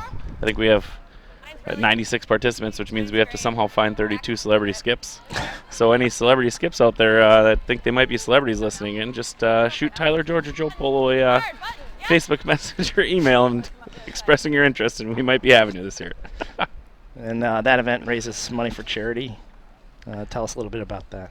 Yeah, actually, the last couple of years, we used to raise it for regional health care. We have a local hospital association that was St. Luke's Foundation we were at for a long time. But we just moved to Project Joy, which is actually an after-school backpack food program that's with our local food bank. And it sends backpacks home with kids who are basically picked out by school administrators as to, might not be getting, nutrition on weekends. And it really is one of those things. Wow, that's a heck of a... Whoa, look at this. Oh, almost got them all there. It's pretty sweet. That was a heck of a shot there by, was that Vicky that just threw that per singer? Absolutely. Let's Vicky's see that been replay. On fire here. Hey, look at this. Although that might be one of those shots that in the game we might have said was a little bit stiff. Kind of lined up, hit her anywhere on the high side, but nonetheless executed perfectly there by Vicky. You like to see all those rocks go flying. Yeah. So, but yeah, it was our House of Hearts. That I think actually moving to Project Joy, which is actually an organization that was started by Chris Ply's family and their family friends, kind of in honor of Chris's late father, who passed away a few years ago from cancer. But it really is one of those things that people have got behind and rallied behind, and there's a lot of passion around the world, or definitely around our community for it. So, yeah. Sorry. Just got a tweet in the booth. We won't repeat it. Good times. Yep. Pretty solid day in the life right now. Now we know what it's like. Oh, John. I apologize, man. No, it's all good. Mike Moore, you're dead to me.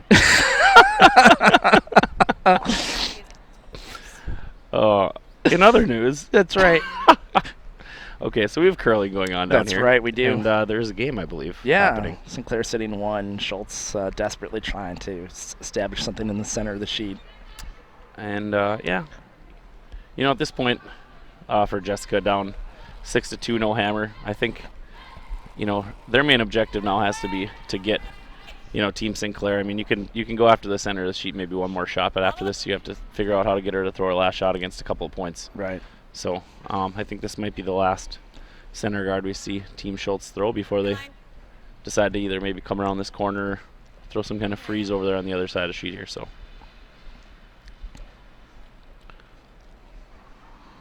But we'll see if Jamie gives Alex maybe a half run at this little thin thing, but I think she'd be satisfied with just taking the center right off right here.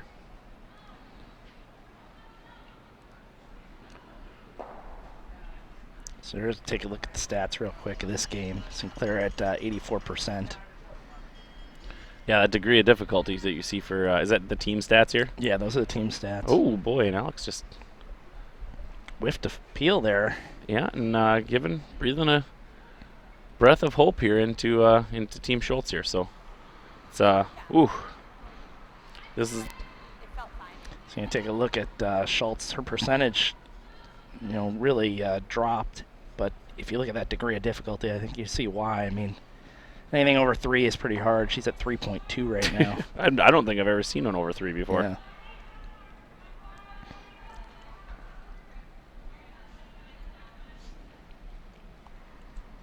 Wait only. Mine's really nice.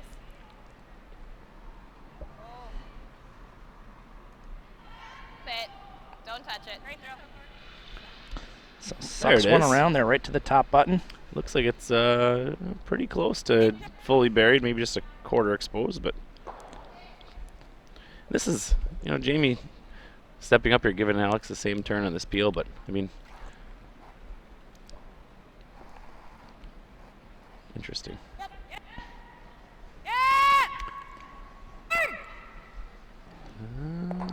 Nope, it's just fine. So she successfully peels it out of the way, and now with this rock on the button, we said maybe trying to, like without that center guard early in play, was trying to make her throw against a couple, but now you just want to make sure you get as best a guard as you can on that rock in the forefoot, and this is also one of those times maybe up down 4 without the hammer where you kind of throw in as tight as possible and see if you can't. I mean, granted, you take the potential of them making a run back and peel it off, but you kind of make it intriguing for them to maybe throw the run back. Because if they throw the run back, is the only way you're going to get a rock guarded on the button and be able to throw a second one in there. Right. So you might try to put this one extra tight to the rings, just to entice some sort of mistake. Well, to entice somebody to throw a little bit more of a risky shot in the situation where they have no business taking any risk. So exactly. Starting to curl now. Yep, step a little bit. Step. Jordan. So John, as you mentioned to me off the air, this makes you eligible for the mock jock game. Might be Friday morning, but at this point, you're at 3-0. I don't think you're going to have to worry about that. Yeah, it's the goal is to for me, it's fun to come up here and enter to a broadcast and become eligible, and then then I try as best on the ice to get myself ineligible. So. Exactly. There you go. No, we got off to a good start here, but you look at the depth of the field here and the games ahead. That's not something we're ever going to rest our laurels on. I mean, we have. I'm looking here at each of these 6 games, and every single one of these teams has had some tight games, and they're we still have the 3 other teams that have 100 points on the season to play. So it's definitely going to be very, very interesting next 4 days here. Yeah, we had an extremely tight draw of all 5 games yesterday. I think Clark's game was the only one who ended up a little bit early. Everybody else really down to the wire. Easy, easy, easy, easy, easy, easy, easy. Whoa. Whoa. I'm gonna make the hack weight hit here. Oh yeah, she's got it. She's walking in there nice. Gets mostly nose. Yeah, that's a very nice throw, and the nice part about being able to throw that with a little hack to board is should Jessica make this roll perfectly, I think, if Jamie, if it's not 100% buried, just a quarter showing out there, I think she'd have confidence to step in the hack and throw it again for 2 points that might, potentially bring out the Velcro. So, but, Jamie's got to make this one first. Yep. If Jess can make this perfect roll, Jamie's had pretty good draw weight all game here, and I don't think she'll hesitate to put the broom out there in the 12-foot and draw the 4-foot for her 1 point.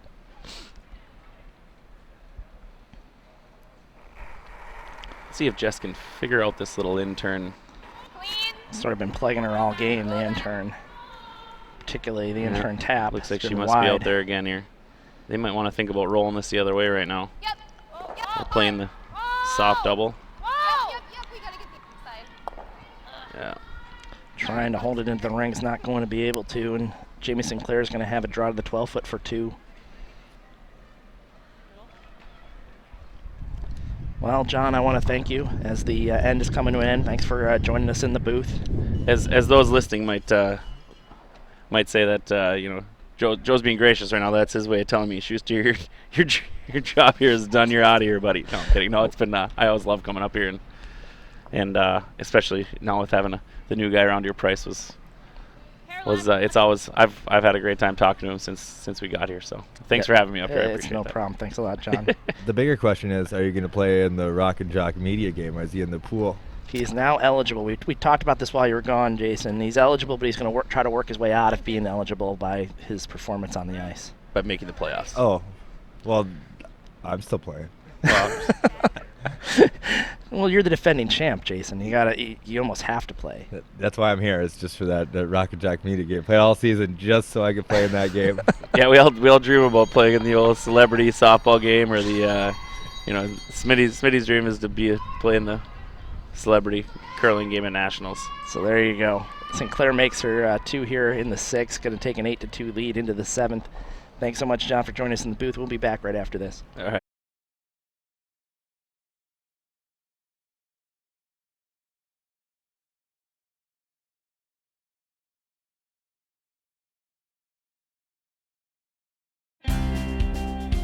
USA Curling provides brochures, directories, and in-ice logos at no cost to all member clubs. These materials can be ordered online for free any time of the year. Click the membership materials link in the clubs section of the usacurl.org website for more information.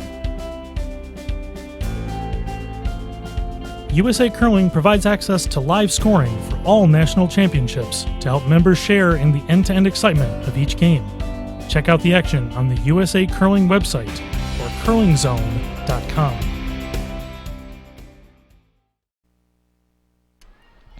So we're back here in the 7th end. St. Clair with an 8-2 lead over Jess Schultz. Line good. So St. Clair trying to get this first stone into the house. Make sure. Close to center line. Looks pretty good. Oh, it's all there. No reason to risk much here. Don't need to play any more offense. Just make it tough on Jess to score 2.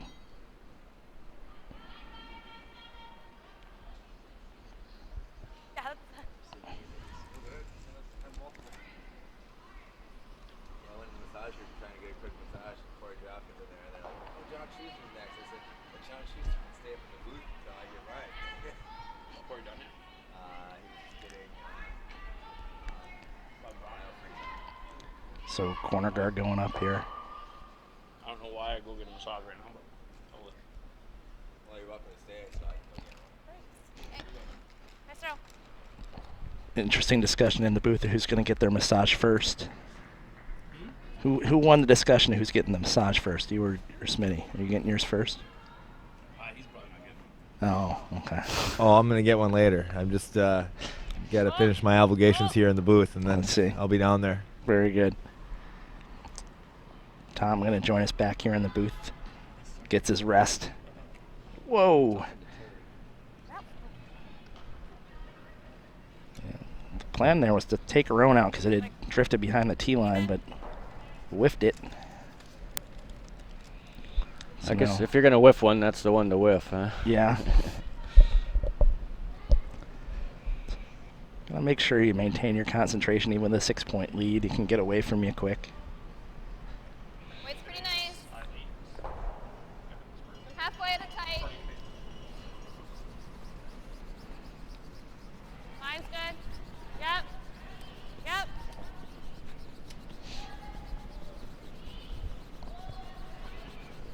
Excellent. You got it. Yep. Yep. Good one. Yep. Yep. Yep. Yep. Hard, hard, hard, hard, hard. So doesn't quite get it so that it covers shot stone, but it's a center guard that Sinclair's going to want to deal with. So missed triples up. Might be a good opportunity for another double peel here. Yep. Yep. Yep.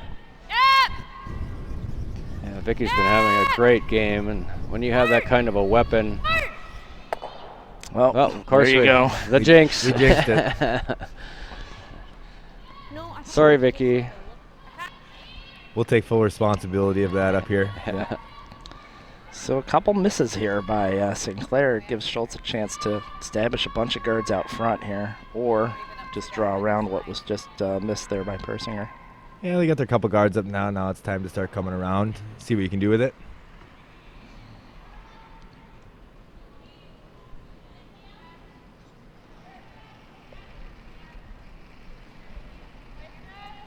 Line's nice. T-line. Wall room. Line only right now. Okay.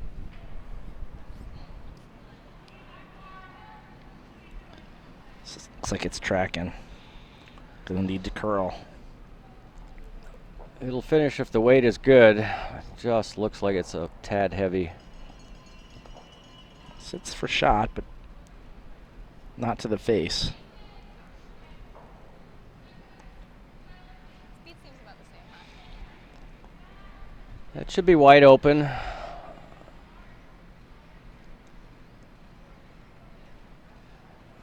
I would bet that Jamie wouldn't even mind just He's having a good old time. hitting that pretty much on the nose and getting rid of both of those rocks. That red rock in the back isn't really helping her.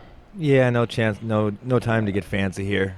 Just get it out of play. If you get that back one out, that's obviously a plus. I don't think they want to roll too far under either. It's just going to get behind the tee line and leave a bigger pocket.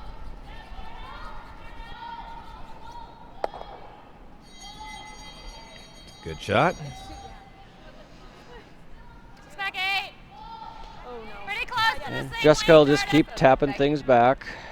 Try and get maybe a little inside flop. Back about a foot or two would be Leave some backing.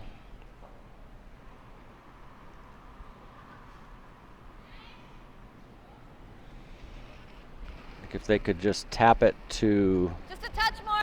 parallel the other red rock. Oh, pretty similar. It's about the same. Tapping this to back 8 would be perfect. It's got a lot of curling to do. Yep.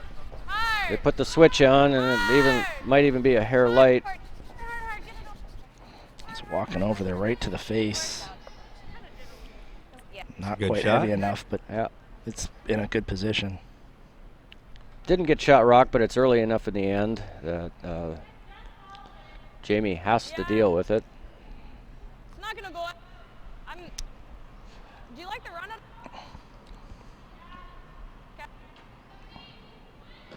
I guess if the game were a little closer, Jamie could choose to just guard.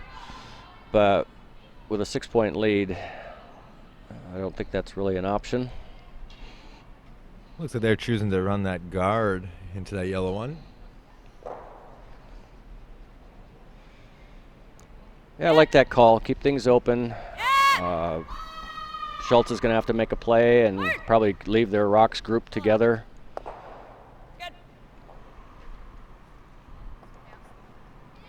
Okay. It's official.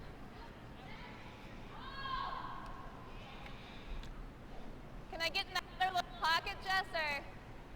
Sorry? Can I get up to that other red one or no? This one? I think in a closer game, they might choose to just put something on top This isn't bad. for a shot or Give me on two. this side of it, though. But they almost have to take some chances here. It's hard to get there. Oh, okay. I'd be tempted to draw around that corner one time. Get one underneath there, and then hopefully those red rocks are maneuvered around where they're able to be taken out later. That worked for them earlier in the game, and they had that little tap for 3. They executed the end really perfectly until the last shot. So I think you're right. It's just draw around the corner here, I'm afraid if we do try that, and get a like, break. we're gonna make a worse angle and they all 4 can go. Like if I stay on this side at all 4 of them are going. I guess the other thought is if you put something right on top of the yellow rock there, I think you this is hope your best thing, though. Sinclair will make some sort of run and jam South everything. turn, maybe even if you come off. Okay. But I think it's a little early in the end for that. Doesn't make any sense to just get under the guard. Well, then you could set up a double. Yeah. Here. That's not bad. Let's just gotta deal with it. That's true. Because this is lined up really nice over here right now, so. Yeah. All right, right here. I'll give us some options anyway. Yeah, great conversation there, talking through the options. And most importantly, I think you want to be buried here. Ideally, a top 8, fully buried would be probably the ideal location. You don't want to be on the tee line. That sets up the double. With that other one that's on the 4-foot, if you are half open and near the top 4, the doubles they're the other way then. So this is kind of a precise shot where weight is the biggest thing. Yeah, you're right. If it's fully buried above the tee line, that's going to limit the options.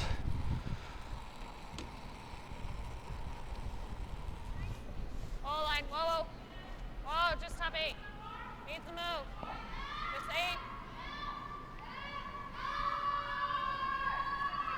be top 4.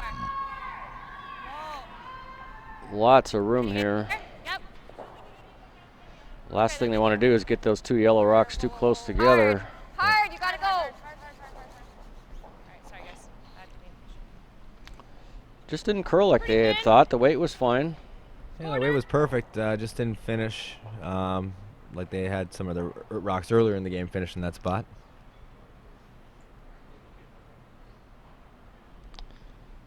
So over on the right side of your screen, it's got Nina Roth and Cora Farrell. Easy. Roth up the red stones. Oh. It's the first of her skip stones in the 7th end. Girl. Nice. Alex. Fantastic double by Alex. Great shot.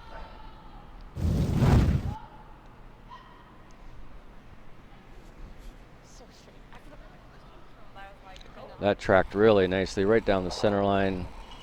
Dead perfect. The shooter does just creep a little towards the tee line there where now Schultz can just sit in the pocket. Yeah, 2's definitely still in play here. Yep. Hard. Good one. Yep. Hard. Keep going. Keep going. Great shot. Nicely frozen there.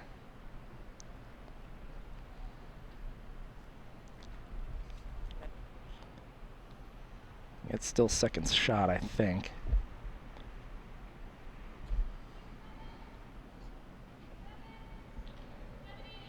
Yep, as you can see, second stone.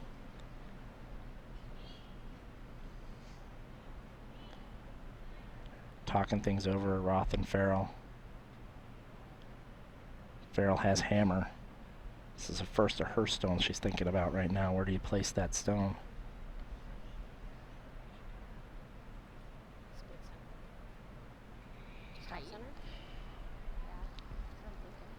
And they're gonna play this. Guys like that? Guard just off center? That or we play this. A lot of options here for Jamie. You know, a little tap, a guard, or try and just blast it out of there. Personally, I like the nose hit. Just throw a normal white nose hit on that yellow one. Sit right there. It kind of eliminates your, you know, it keeps that red one that's on the button still in play where they can't get that one out of there. And it definitely makes things difficult to get 2, let alone 1. I like that call as well. Just try and glue it right on the nose. And that would severely shrink the scoring area, make it really difficult to get 2. I think a little earlier in the end you think about just throwing a high hard one down there, trying to move rocks around. But at this point in the end with Jamie throwing, I think, personally, I think a nose hit probably be the best bet for her. And she's really close to that, actually. Looks really good. Pushes stone over. I still think Sinclair is shot, but it's very close. Very close.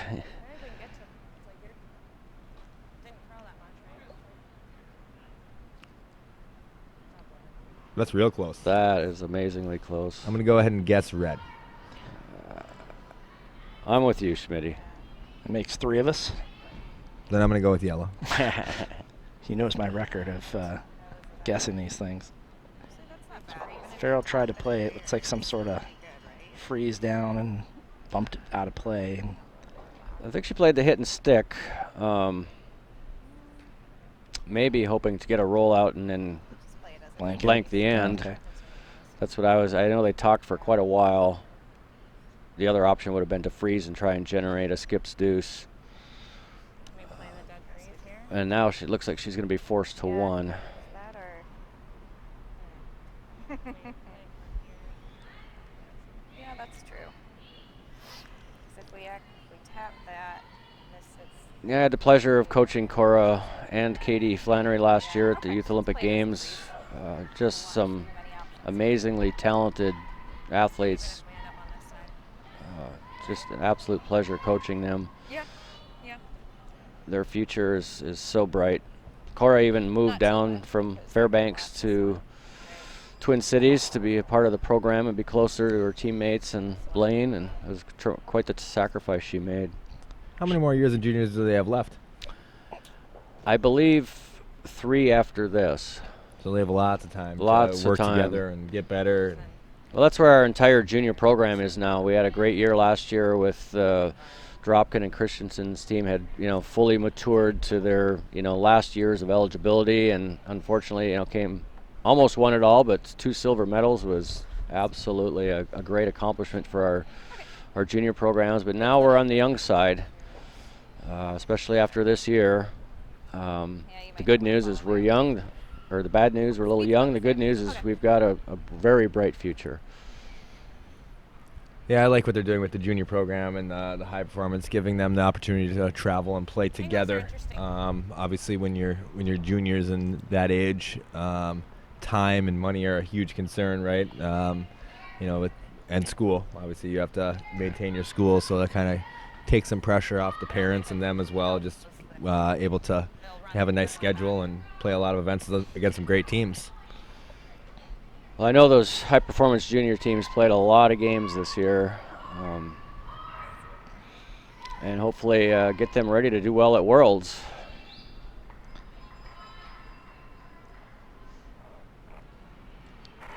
So how much thinking time should it take for an end, Jason? Pretty nice.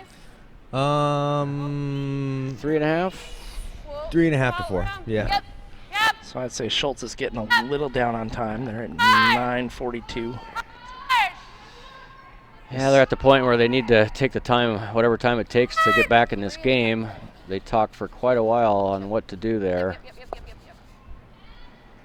Well, decided on that freeze, I guess, which was a hard spot to get to. Well, they're shot stone right now, that's for sure. But ended up leaving a double. Yep, pair of pants here. Feel? Hit the one on the right, bouncing in the one on the left.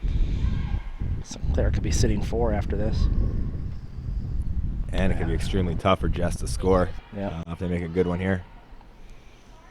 I think that goes back to what Schmitty said earlier by Red nosing there. It's just made life so difficult for Sinclair or Schultz now to generate any kind of deuce. The scoring area was so small.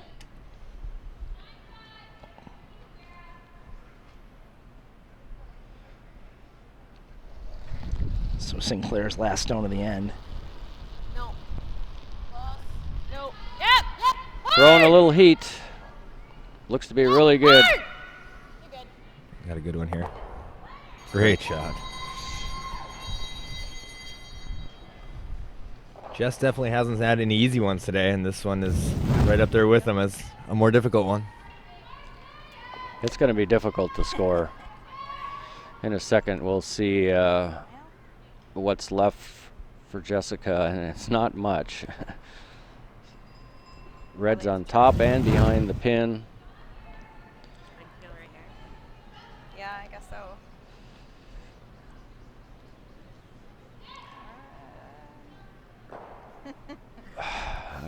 How do you score there, Smitty? I think they're looking at Peel just on the inside of that red one. Squeeze by that one that's in the top 4 foot and maybe get that one that's top button to wiggle out enough to score a point. And hope your shooter is closer and... Yeah.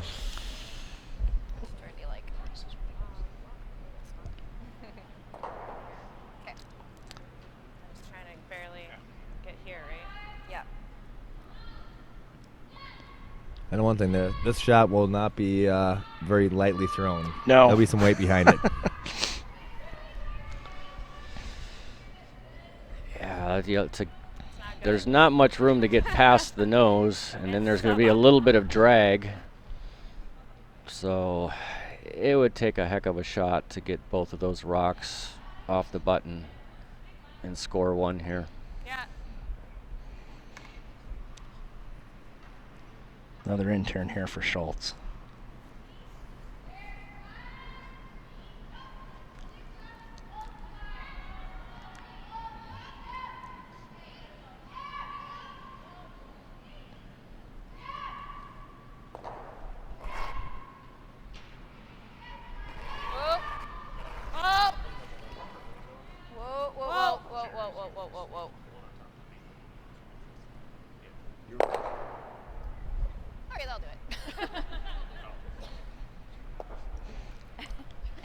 So handshakes out here. As sorry we missed that last one. It was a very difficult shot. But came up that Sinclair stole 3. And this game is going to end at 11-2. We're going to switch our feature game over to sheet B after we're back from this.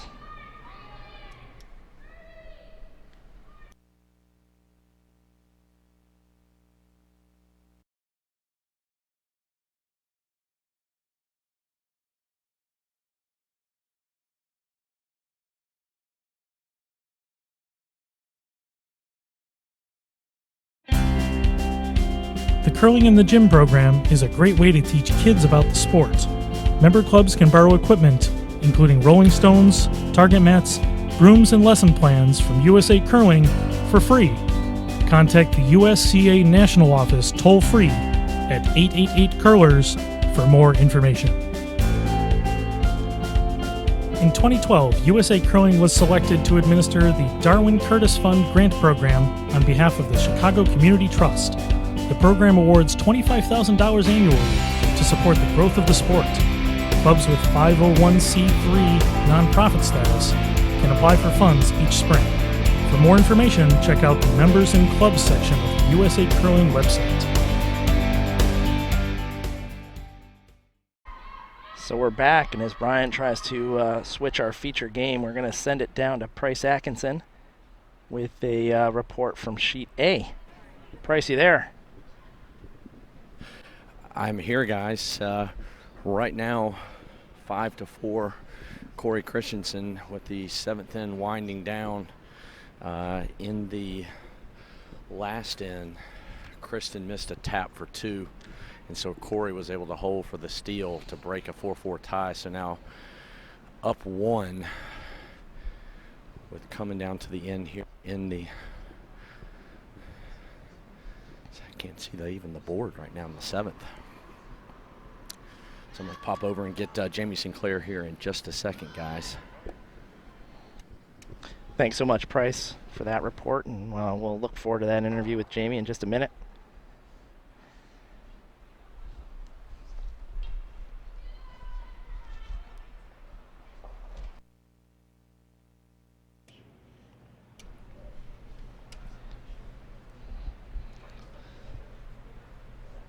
Yeah, that game on sheet A certainly turned around. Clark jumped out to a 4-1 lead. Then Christensen took a 3 and a steal of 1. Kristen Clark was an unfortunate participant in a game last night. Her last shot had a chance to win her the game. Instead, it clipped an opponent's, or it clipped her own stone, kind of pushed another her opponent's stones in. Kind of wound up losing in an unfortunate way. Yeah, she was trying to run, hit it a little bit thicker and run one of theirs into another one of theirs to get their 2, and ended up just hitting it thin and chipping it in instead of removing it from play. Yeah. But they're playing pretty well. They're only down 1. It's just the 7th end.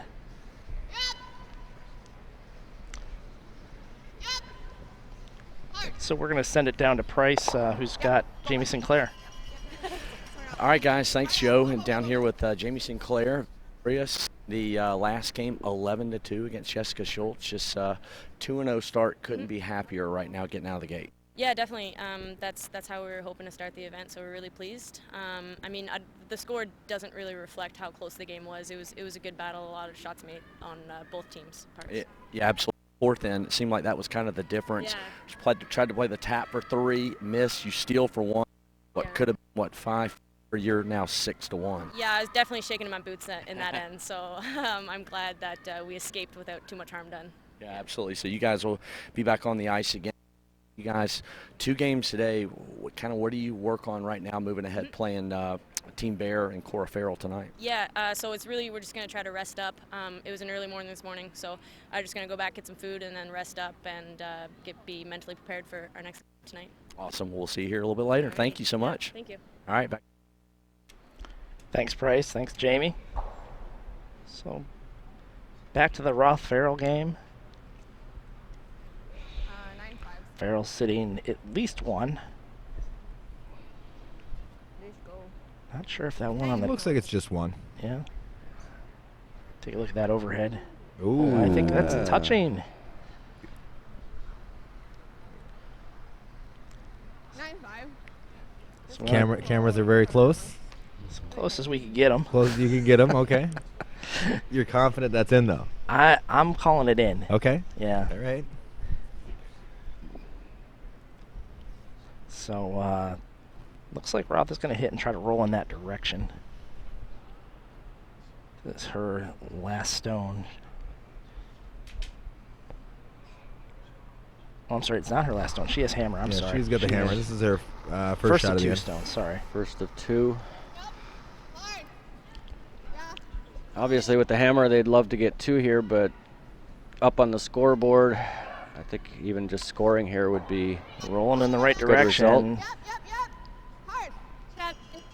It's a great shot. Yeah, absolutely. For Farrell to get the force here, she's probably going to have to hit, not roll the outside. Solid weight. I'm thinking 9. Yep. It's just off nose, probably.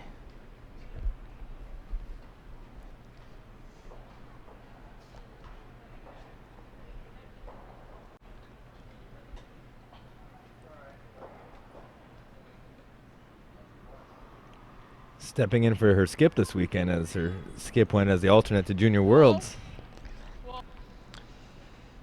Yeah, although Cora skipped most of her junior career out of Alaska, so she's no stranger to skipping. Oh, this is pretty nice right there. Perfect. Yep. Great shot. Still. Force needed to take her 1 here in the 8th. I'm sure she's all too happy to get 1 in the 8th end here. Get a 3-point lead. Yeah, take your 1, go up 3. 2 ends to play. Pretty good situation to be in. Yeah, I'm sure their end plan was to just post a point here. So over on sheet A, Clark picks up a point, ties the game against Christensen.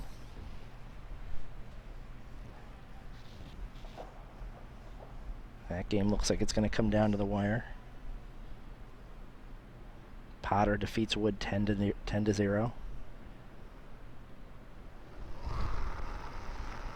That makes Potter 2-0. Clean. Yep. Sinclair looking to join her. Roth looking to join her. Yeah, Sinclair's already there. Sinclair's 2-0 Oh, as well. sorry. Yeah, Yep, that's right. Yeah, yep. sorry. Roth Yeah, was exactly. looking to join her. Yep.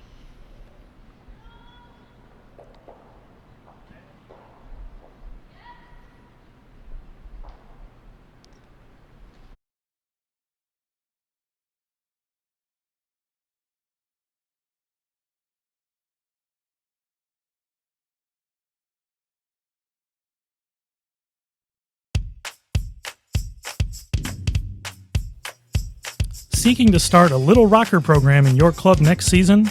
The USA Curling Kids Curl program featuring Pebble the Curling Penguin is designed to offer a safe and fun on-ice introduction to the sport for 5 to 9-year-olds. The program features lesson plans, a kid-friendly workbook, teaching aids, and penguin pins and patches. Contact the USA Curling National Office for more information. Did you know USA Curling offers 2 mobile apps to help curlers stay connected when they're on the go? Search USA Curling in your mobile device store and download these free apps today. Smitty, you were in the ad. We talked about this before.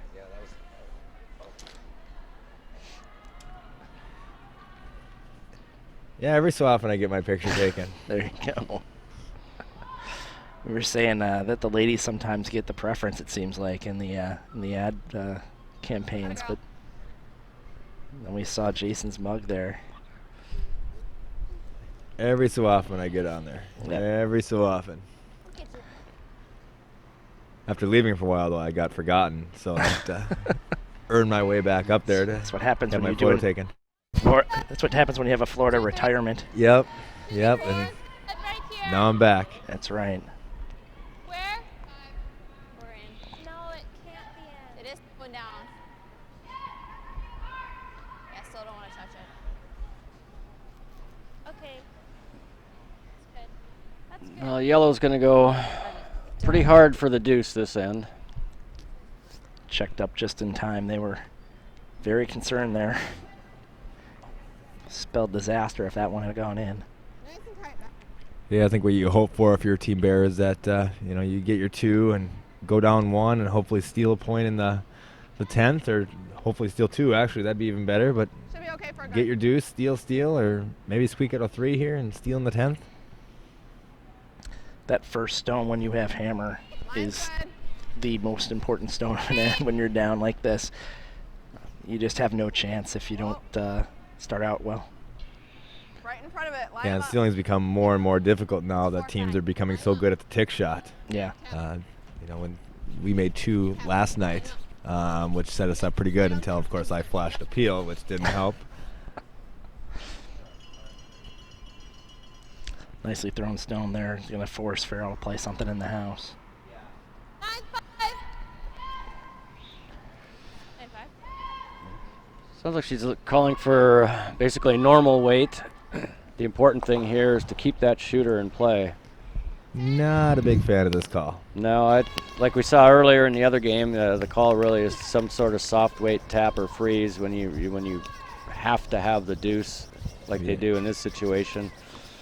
Yeah, I think the disadvantage that some of these junior teams have is they're so good at hitting that sometimes their competition at the junior level can't keep up with them just by hitting. Obviously, when you're playing Nina's team or the majority of teams here, all the teams here, those open hits are pretty routine.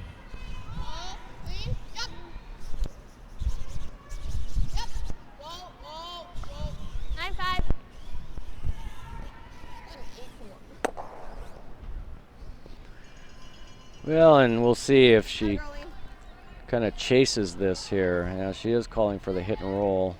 9-5. You could even draw behind their stone if you wanted to here, right? Yeah, I think the draw around the corner or the freeze on that one is probably would help generate the most offense. But we've been wrong before up here. That's true. 9-5. 9-3. Eight's all there. It's just when you play the up weight like this, it's more or less likely you're going to keep your shooter around, and that's the most critical thing here. Need to keep that shooter. That was almost perfect. Good time. 9-5. That worked out really well. Yeah, it spun out open, but let's see how Roth decides to deal with this. It's like she's thinking about running the corner into it. You want to hit the one in the house? That's a bit risky. You can go over the top and everything goes away, and that'd be great. But if you catch it a little full, it could end up jamming. They're just going to play this draw. Yeah. So, I like going for this. If we just peel, that's fine. They're going to have to hit this and sit here. Right. There's a rumor on the street that it's Eileen's birthday today, so let me check Facebook, of course, and see if that's true.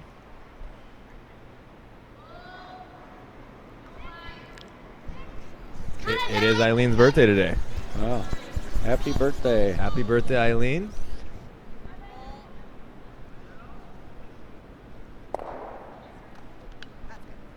Just barely missed. Out, out, out.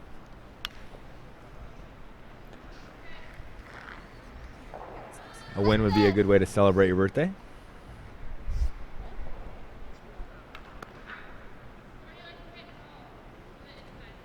I like corner guard. I like corner guard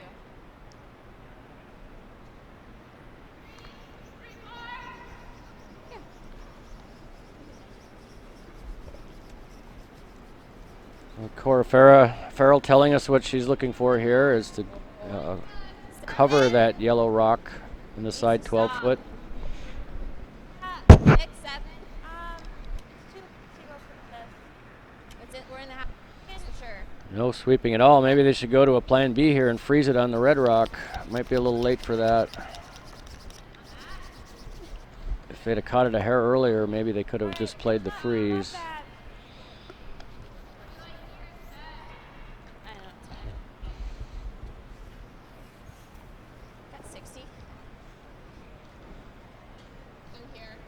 Did end up in an okay position. I don't see any double there for Roth. Yeah, any double kind of risks a jam. Yeah, I think he hit the inside one first. And they all but the shooter will stick around. Yeah, he could get rid of all three. It'll come off. If you lose this, that's fine. You heard her say she doesn't mind losing the red rock. If you lose it, you set up the pocket. Hey, crotch him? No, this one's higher than this one. So you might be able to hit enough of this with peel to just kick this out a little. I think that checks. Go on any inside. It ticks it at least. Yeah, we're moving. Hit this thin, but then that jams too. This way? Yeah. It's probably the best bet. Because I think this way, if we try this one, it touches that one. This is Having the players Yeah, mic'd is I think I so like that. great. You can just hear them talk through the options. Makes you our need job it? You easier, like huh, Schmitty? Oh, absolutely. Yeah, that's one nice thing about curling. Not Otherwise, many the sports other where you option is nose. have the players mic'd up, where you can actually know what they're thinking and what they're feeling, and what, especially in curling with a strategy, it helps people kind of understand what's really going on out there. Well, it really helps. I hope young curlers are watching, or anyone who wants to improve their game, to be able to hear the dialogue and the thought process they use when looking at all the different options. It's just a really valuable learning tool as well. I spent my first, well, still do, but for the majority of my starting of my curling career, watching Canadian games and listening to those broadcasters and the players talk about each shot and games. And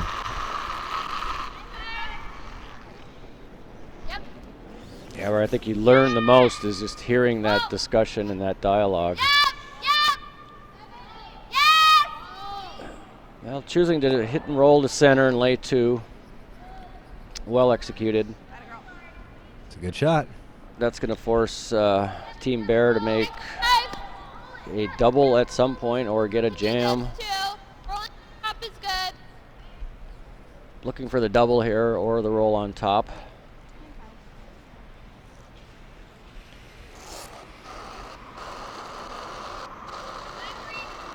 Yep, hard. Hard all the way, guys. Hard. Need to hold that line. It looks pretty good. Creep up a little bit. Great shot. That's a Nicely great shot. done.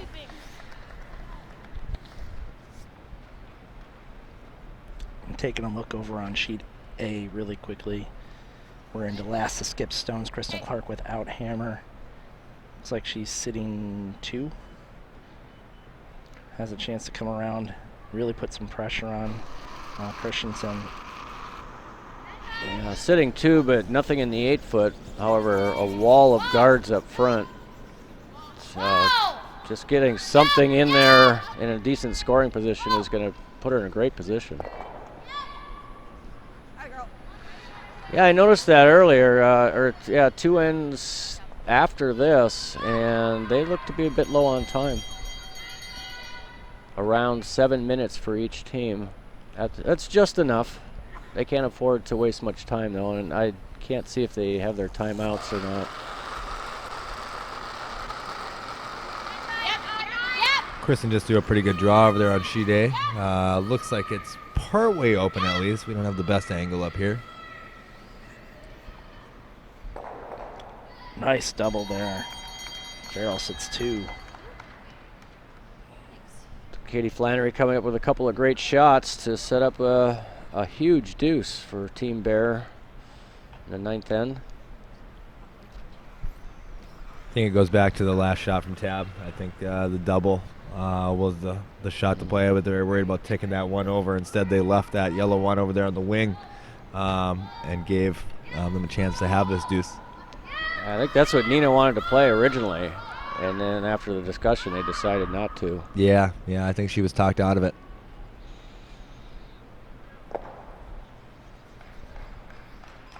Back to sheet A.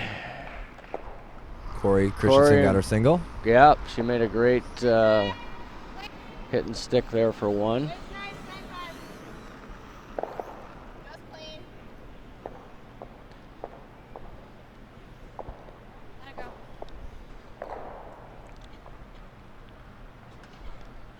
Yeah, both teams on sheet A are a little bit tight for time. That'll be, and it's been a very, from what we can tell, very aggressive game. A lot of rocks in play. So if that continues, they're going to have to manage their time clock really well the last two ends.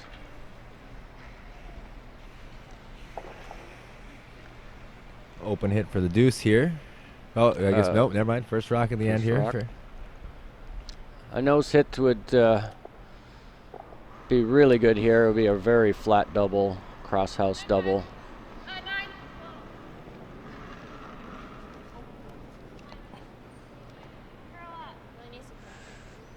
Needs to finish a little bit. Sit. Oh, so unfortunate. Rolled out by maybe an inch.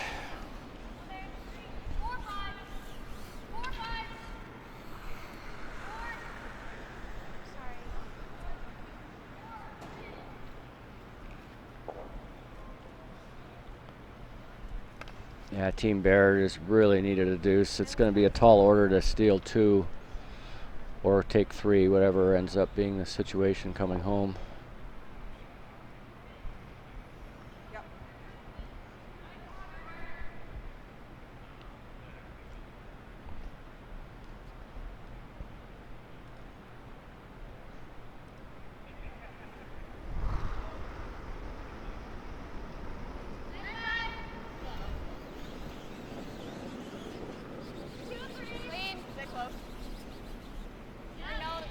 As a sweeper, that's always good to hear the word clean come out of either your skip's mouth or the vice's mouth.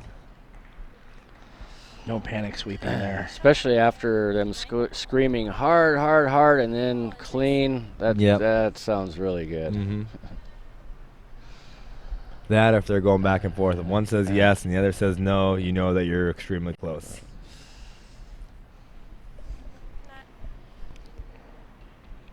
So Farrell looking to hit and roll out here for the blank, I assume. I can't imagine why they would look to take one here. Well, sometimes you never know, it's though. That point, yeah. Steal two or get three. I mean, they're both difficult. One positive thing with not having the hammer is you get the first rock at the end.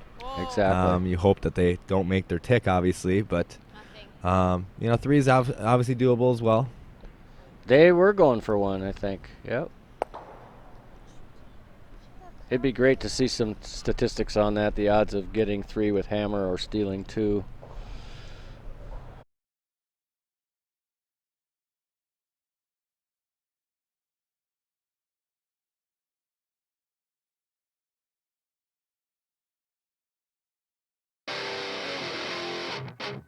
Sponsors for the 2017 USA Curling National Championships include Atomos. Atomos, an Illinois-based technology company, is USA Curling's longest-running sponsor at 17 years, offering solutions for all things networking. Visit www.atomampd.com. And Brooms Up Curling Supplies. Brooms Up Curling Supplies, a family-owned Connecticut-based curling supplier, is the preferred curling equipment supplier and official sponsor of USA Curling. Check out broomsup.com. Please visit usacurl.org for a complete listing of sponsors and partners, including our major Paralympic team sponsors. So we're back here for the 10th end. Nina Roth with a 5-2 lead over Cora Farrell. Let's see how Nina approaches this. Looks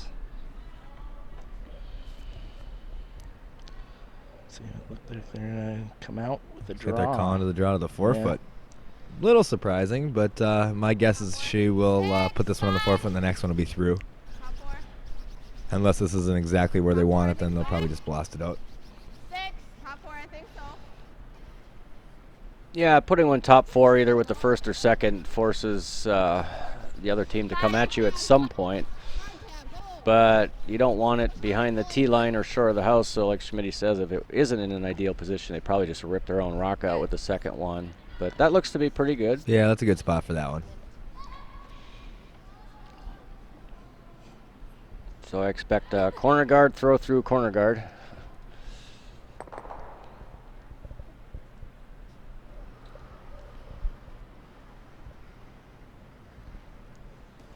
Line is good. 2, right here. 2. I've always wondered why teams don't try to tick that corner guard. You know, try to move it over a couple feet, make it a little more difficult, especially if you're going to throw it through anyway. I think you throw more weight than you generally would. You're not going to play it cute by any means, but it doesn't hurt to take a shot at it with hack or board weight and just touch it. Yeah, now that you have the power play and mixed doubles, and you end up teams end up ticking. Yeah, and tapping that corner tapping to the that. rings, Now yep. maybe you'll get more comfortable in team play now here. But yeah, right. Why not take a shot at it? Yeah. So I'm taking a look quickly at the stats of this game that we've switched to. Nina Roth throwing at 98% right now. It's a fantastic game. That'll win you some games. No kidding. Cora Farrell at 74%. Difficulty significantly higher for Farrell than Roth. Good line. 2. 1, 2. Here. Well, 1, 2. it's actually dropped to 72%. Up. Let's make them even. Yep, hard. Easy, we're over curl. Are we? Yeah. It's a little deeper. Okay. It's all right. Smitty, do you pay much attention to your statistics at the end of an event, or do you just kind of know how it went one way or the other based on wins and losses? You know how you play. I hate to bash the statisticians here, but they're not always the most accurate. They're volunteers. I'm not saying anything negative about them, but a lot of times they don't know what's being called and what's generally when you're talking out there they can't hear you, and the skip will tend to put the broom down and just call something. So not really. If our coaches take them, they know what we're calling, and you pay a little more attention to those ones. But it's really all about wins and losses. Yep. We had Schuster here earlier, and I always said when I played vice for him is if I had a bad game, if I shot in 65%, we would win the majority of those games. If I played 90, we would lose half of them. So it was it really didn't matter. Just happy to win. Yeah. It's mostly about making the right shots. Individual percentages for a particular game are, like Smitty says, if you played well or not. But over the course of a competition, there are a lot of other statistics that come with it that you can kind of maybe learn from.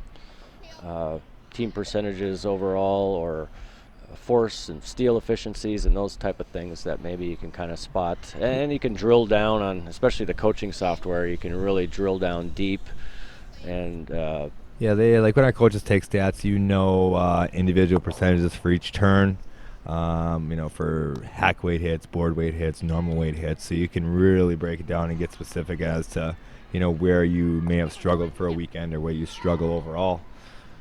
So those are important tools for us as athletes to know and to work on certain things. Obviously, no matter how many years you curl, you're always trying to get better, and there's always going to be something that's not right at the time. So we want to fix those. 1, 2. Yeah, they can even track what area of the sheet. Either you're wide out in a 12 foot, 8 foot, 4 foot center line. So not only track the turns, the weights, but also what part of the sheet you're throwing at. I suppose that would provide you some great practice routines when you might learn a deficiency in a weekend. Absolutely. The software that the high performance program uses, you can drill down so deep and say, okay, to any individual athlete, like, well, let's work on your in-turn board weight hits on the left side of the sheet. They were at 60% and everything else was at 80. Exactly. So you can develop practice plans from them. That's probably the best tool that you can get from it. Mm-hmm. Yeah, I mean, everybody will struggle with draw weight on occasion. Everyone knows, how to draw at this level. So that's not really ever an issue. It's more so the fact of, certain lines, making sure you're throwing the rock straight or even a little positive, especially on arena ice like this. Sounds good. I think I'm going to give you guys about 75. 80s have been pulling up S2s, okay? Yeah, the best thing is to take those statistics and couple it with some good coaching to where you can say, well, it looked like your percentages for board weight hits were a little down, but I think it was because you're kind of getting them started a little bit. Let's go home and work on a good positive release. Yeah, exactly. So after a series of corner guards and peels, we're now going under. See, hard. Lex. Hard, Lex, hard. Both, go. Both. Becca, yes. Okay, good sweeping. Great shot. It's a great shot, yeah. But they're still going to need a break here. 2 isn't going to be enough. All they can do is make their shots that they can, and hopefully you get a miss or 2 this end and sneak out a 3. So we're getting down to it. Farrell's just got 3 stones remaining. You ever think about coming around the Roth stone? I think that they should be doing it right now, I think. Pro side, it's a 3. Yeah, a shot like that just comes with experience. You could take that pretty far back, too. Give yourself some room. Yeah, you'd want to draw full back 12, and then they hit the open one. You follow your own down, and then you hope for that one miss. Right. Yep.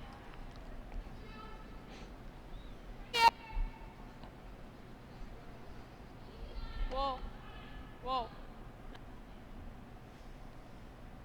Stop.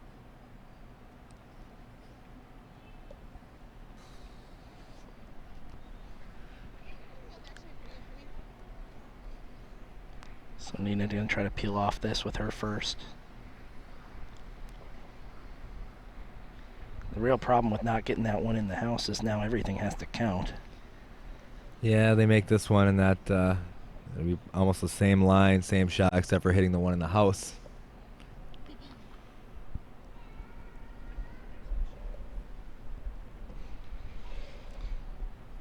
Looking over at sheet A.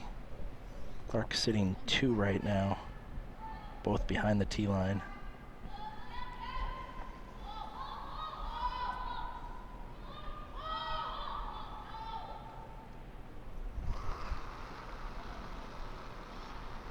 Clean. Yep.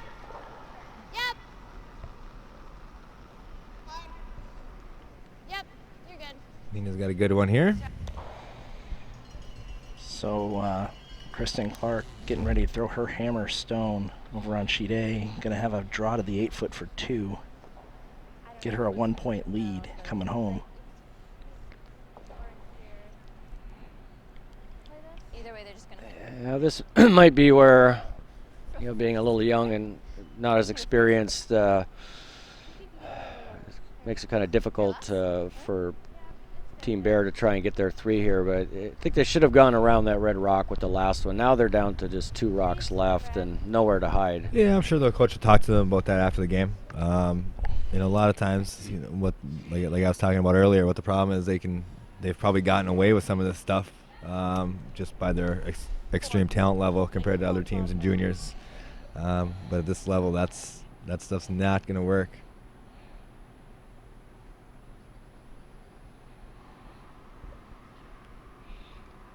Sheet A, Kristen Clark had a draw for 2 and was a little bit heavy, but still got 1 to tie it up going into the 10th. You want to bring it behind? No line. It needs to go more. So they're playing the freeze. Whoa. Nope. Okay. And although it was made almost perfectly, Roth just has an open hit now. Mm-hmm. See, even that shot call would have been better than the corner guard that they threw. You had to make that last stone count somewhere, because this one was just going to be target practice. However, when I was their age, I only had 2 weights, peel and hack. But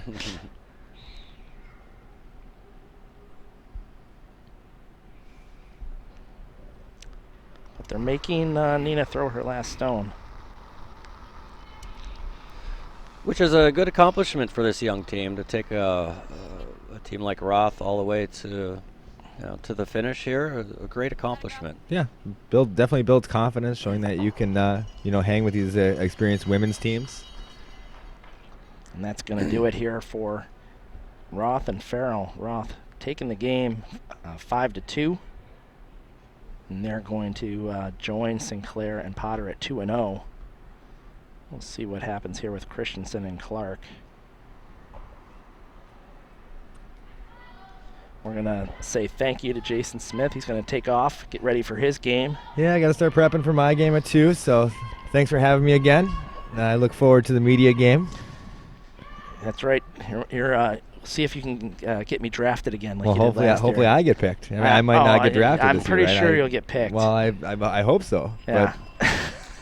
I'll bet money on it. Okay. All right. Well, thank you for having me. You guys do a great job up here, and we, as players, we really appreciate all the hard work you guys put in to allow our families and friends to be able to watch and keep up tabs with what we're doing. So, thank you so much, you guys. I don't think people understand how much work you guys put in here and how long the days are. There's really not a break for you guys. So, again, thank you very much. Well, thanks again, Jason. We'll see you later. Have a good day. All right, so we're down to 1 game left here, a tie game, 10th end. Thanks. It was fun. And Kristen Clark here playing Corey Christensen. It's a lot of C's. We're going to work on that. Clark needed to get a center guard up. Looks like it was ticked over. Yeah, that's what I'm assuming is what looks to be a perfect tick on the first one, and going for a tick on the second one. It's got to finish though, and just slides by.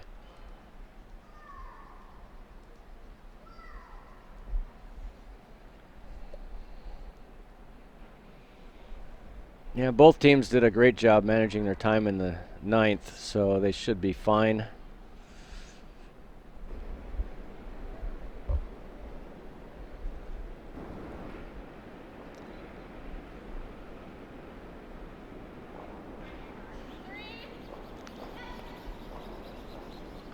So looking to come around that now.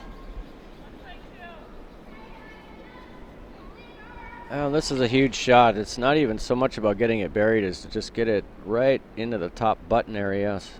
But they're going to come up light.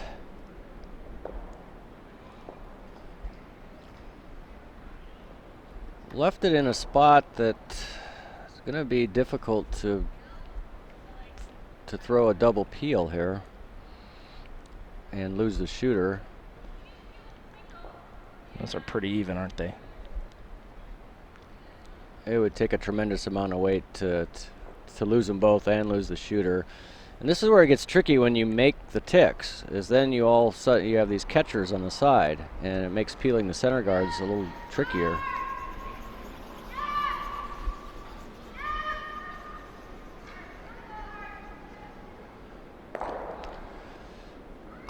So Clark getting her wish here. She's got a few things out there. Shrapnel. Slowly generating some tools here. Not a perfect center guard, but both paths to the button now are blocked.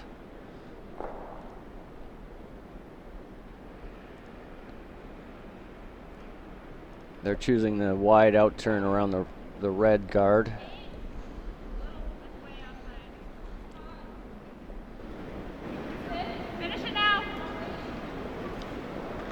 This team's statistically very even this game. Kristen Clark's team is shooting about 79%. Christensen 74%. And that rock's going to slide to the back.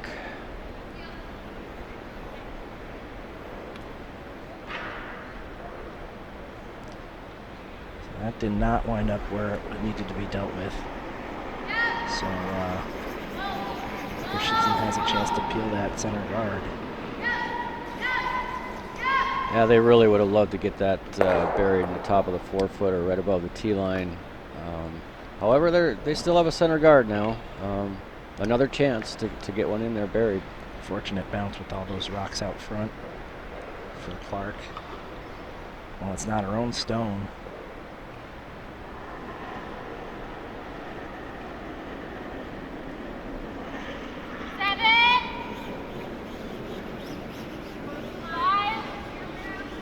She can sink one around here. Put a little pressure on Christensen coming home. Yeah, the main objective here is just get a good protectable rock right as close to the button as you can, and that should be perfect. Because you know Christensen's probably going to go and peel the guard, and now you've got a really good rock you can protect. Clark got fortunate where one of the earlier peel attempts, the yellow rolled over and now took away one of the raises that would have been available to Christensen.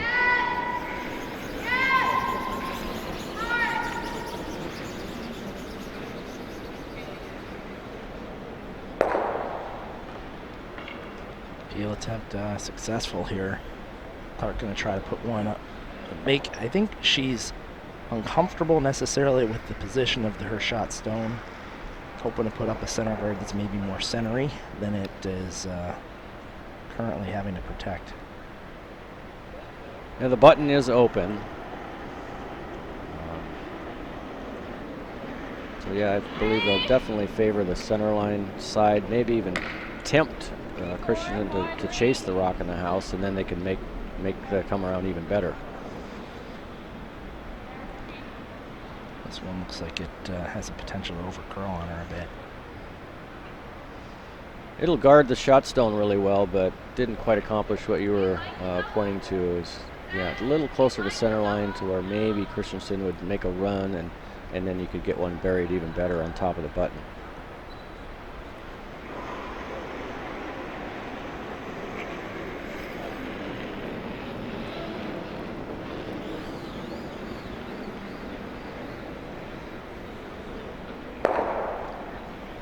Another successful peel.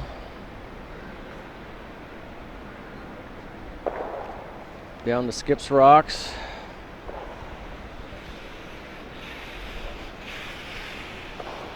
About 3 minutes left for the Clark team, so they're fine on time.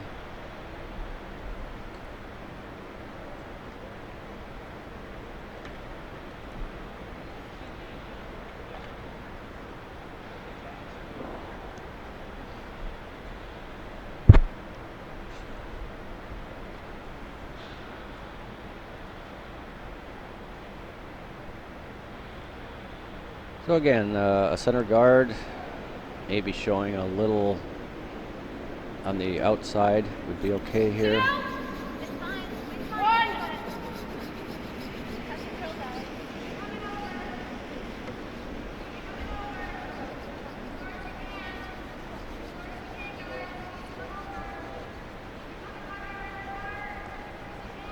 And that rock not curling at all, nowhere close to what they were looking for. And very high in the house, or very high in the free guard zone, excuse me. There's nothing guarding that stone now that's in the house. Clark sitting 1 and 2. I think the second shot is all that consequential right now, but well, it could be if you get a couple rollouts. They need a rollout here for that to come into play. At least the last one, was left them a guard. They'll have something to draw around.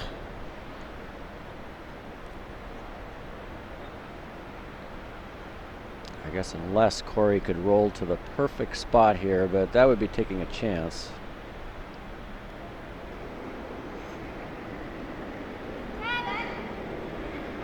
Positive release there. Haven't touched the stone yet.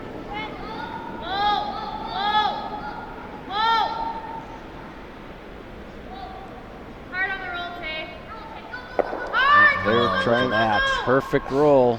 Pretty much perfect right there. A little risky. If she'd rolled a little farther, it would actually help Clark's team to give them something to freeze on. But that is just perfectly top button, wide open to where Clark has to deal with it. I think she's going to have to play some sort of hack to board kind of hit here. Try to get even slightly to the inside of that stone. Yeah, the question is, you could just tap it out of the 4-foot and try and set up a jam. That's true. Or by tapping it out completely like you suggested, then that brings second shot into play. So Clark calls a timeout.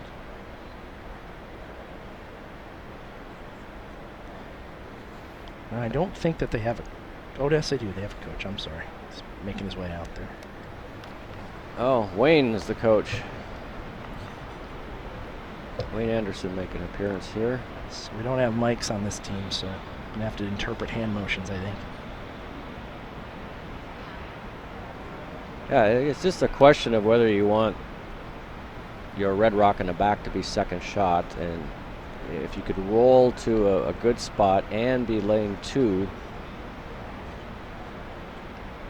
Probably force Corey to try to draw to the button. Or you can leave a little leg, as I've heard it called, and right. maybe entice Christensen to play some sort of hit that runs, and instead of sticking around, she spills, and you can get the win that way. I think if you could walk it down there, that's what you do, is show a little leg, but have it, mostly buried and partially blocking the path to the button. Put a couple different shots in Corey's mind. Should I bump it? Should I just draw? Looks like they're opting for the softer weight option here. Yeah. Well, that could be ice for backline to hack.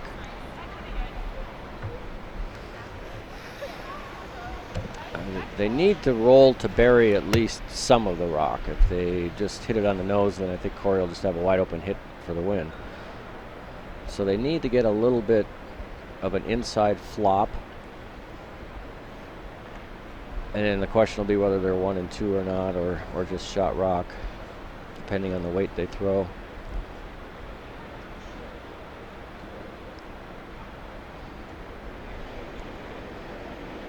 So the stone is away. Yep. 7, 5. Well, 7-5 Seems light. Yeah, they must have been playing just to tap it through the 4-foot. Oh, this is way late. And it's not going to get there. And that is going to be the game as Corey Christensen picks up a single here in the 10th. Wins the game 7-6. And that's going to do it for our 9 a.m. draw here at the 2017 USA Curling National Championships. Up at 2 p.m. is Brady Clark versus Stephen Dropkin. That's 2 p.m. Pacific time. I want to thank Tom Violette, Jason Smith, Sean Murray on the camera, and B.A. Brian Anderson behind the scenes. This is Joe Calabrese signing off for TESN. We'll see you at 2 p.m.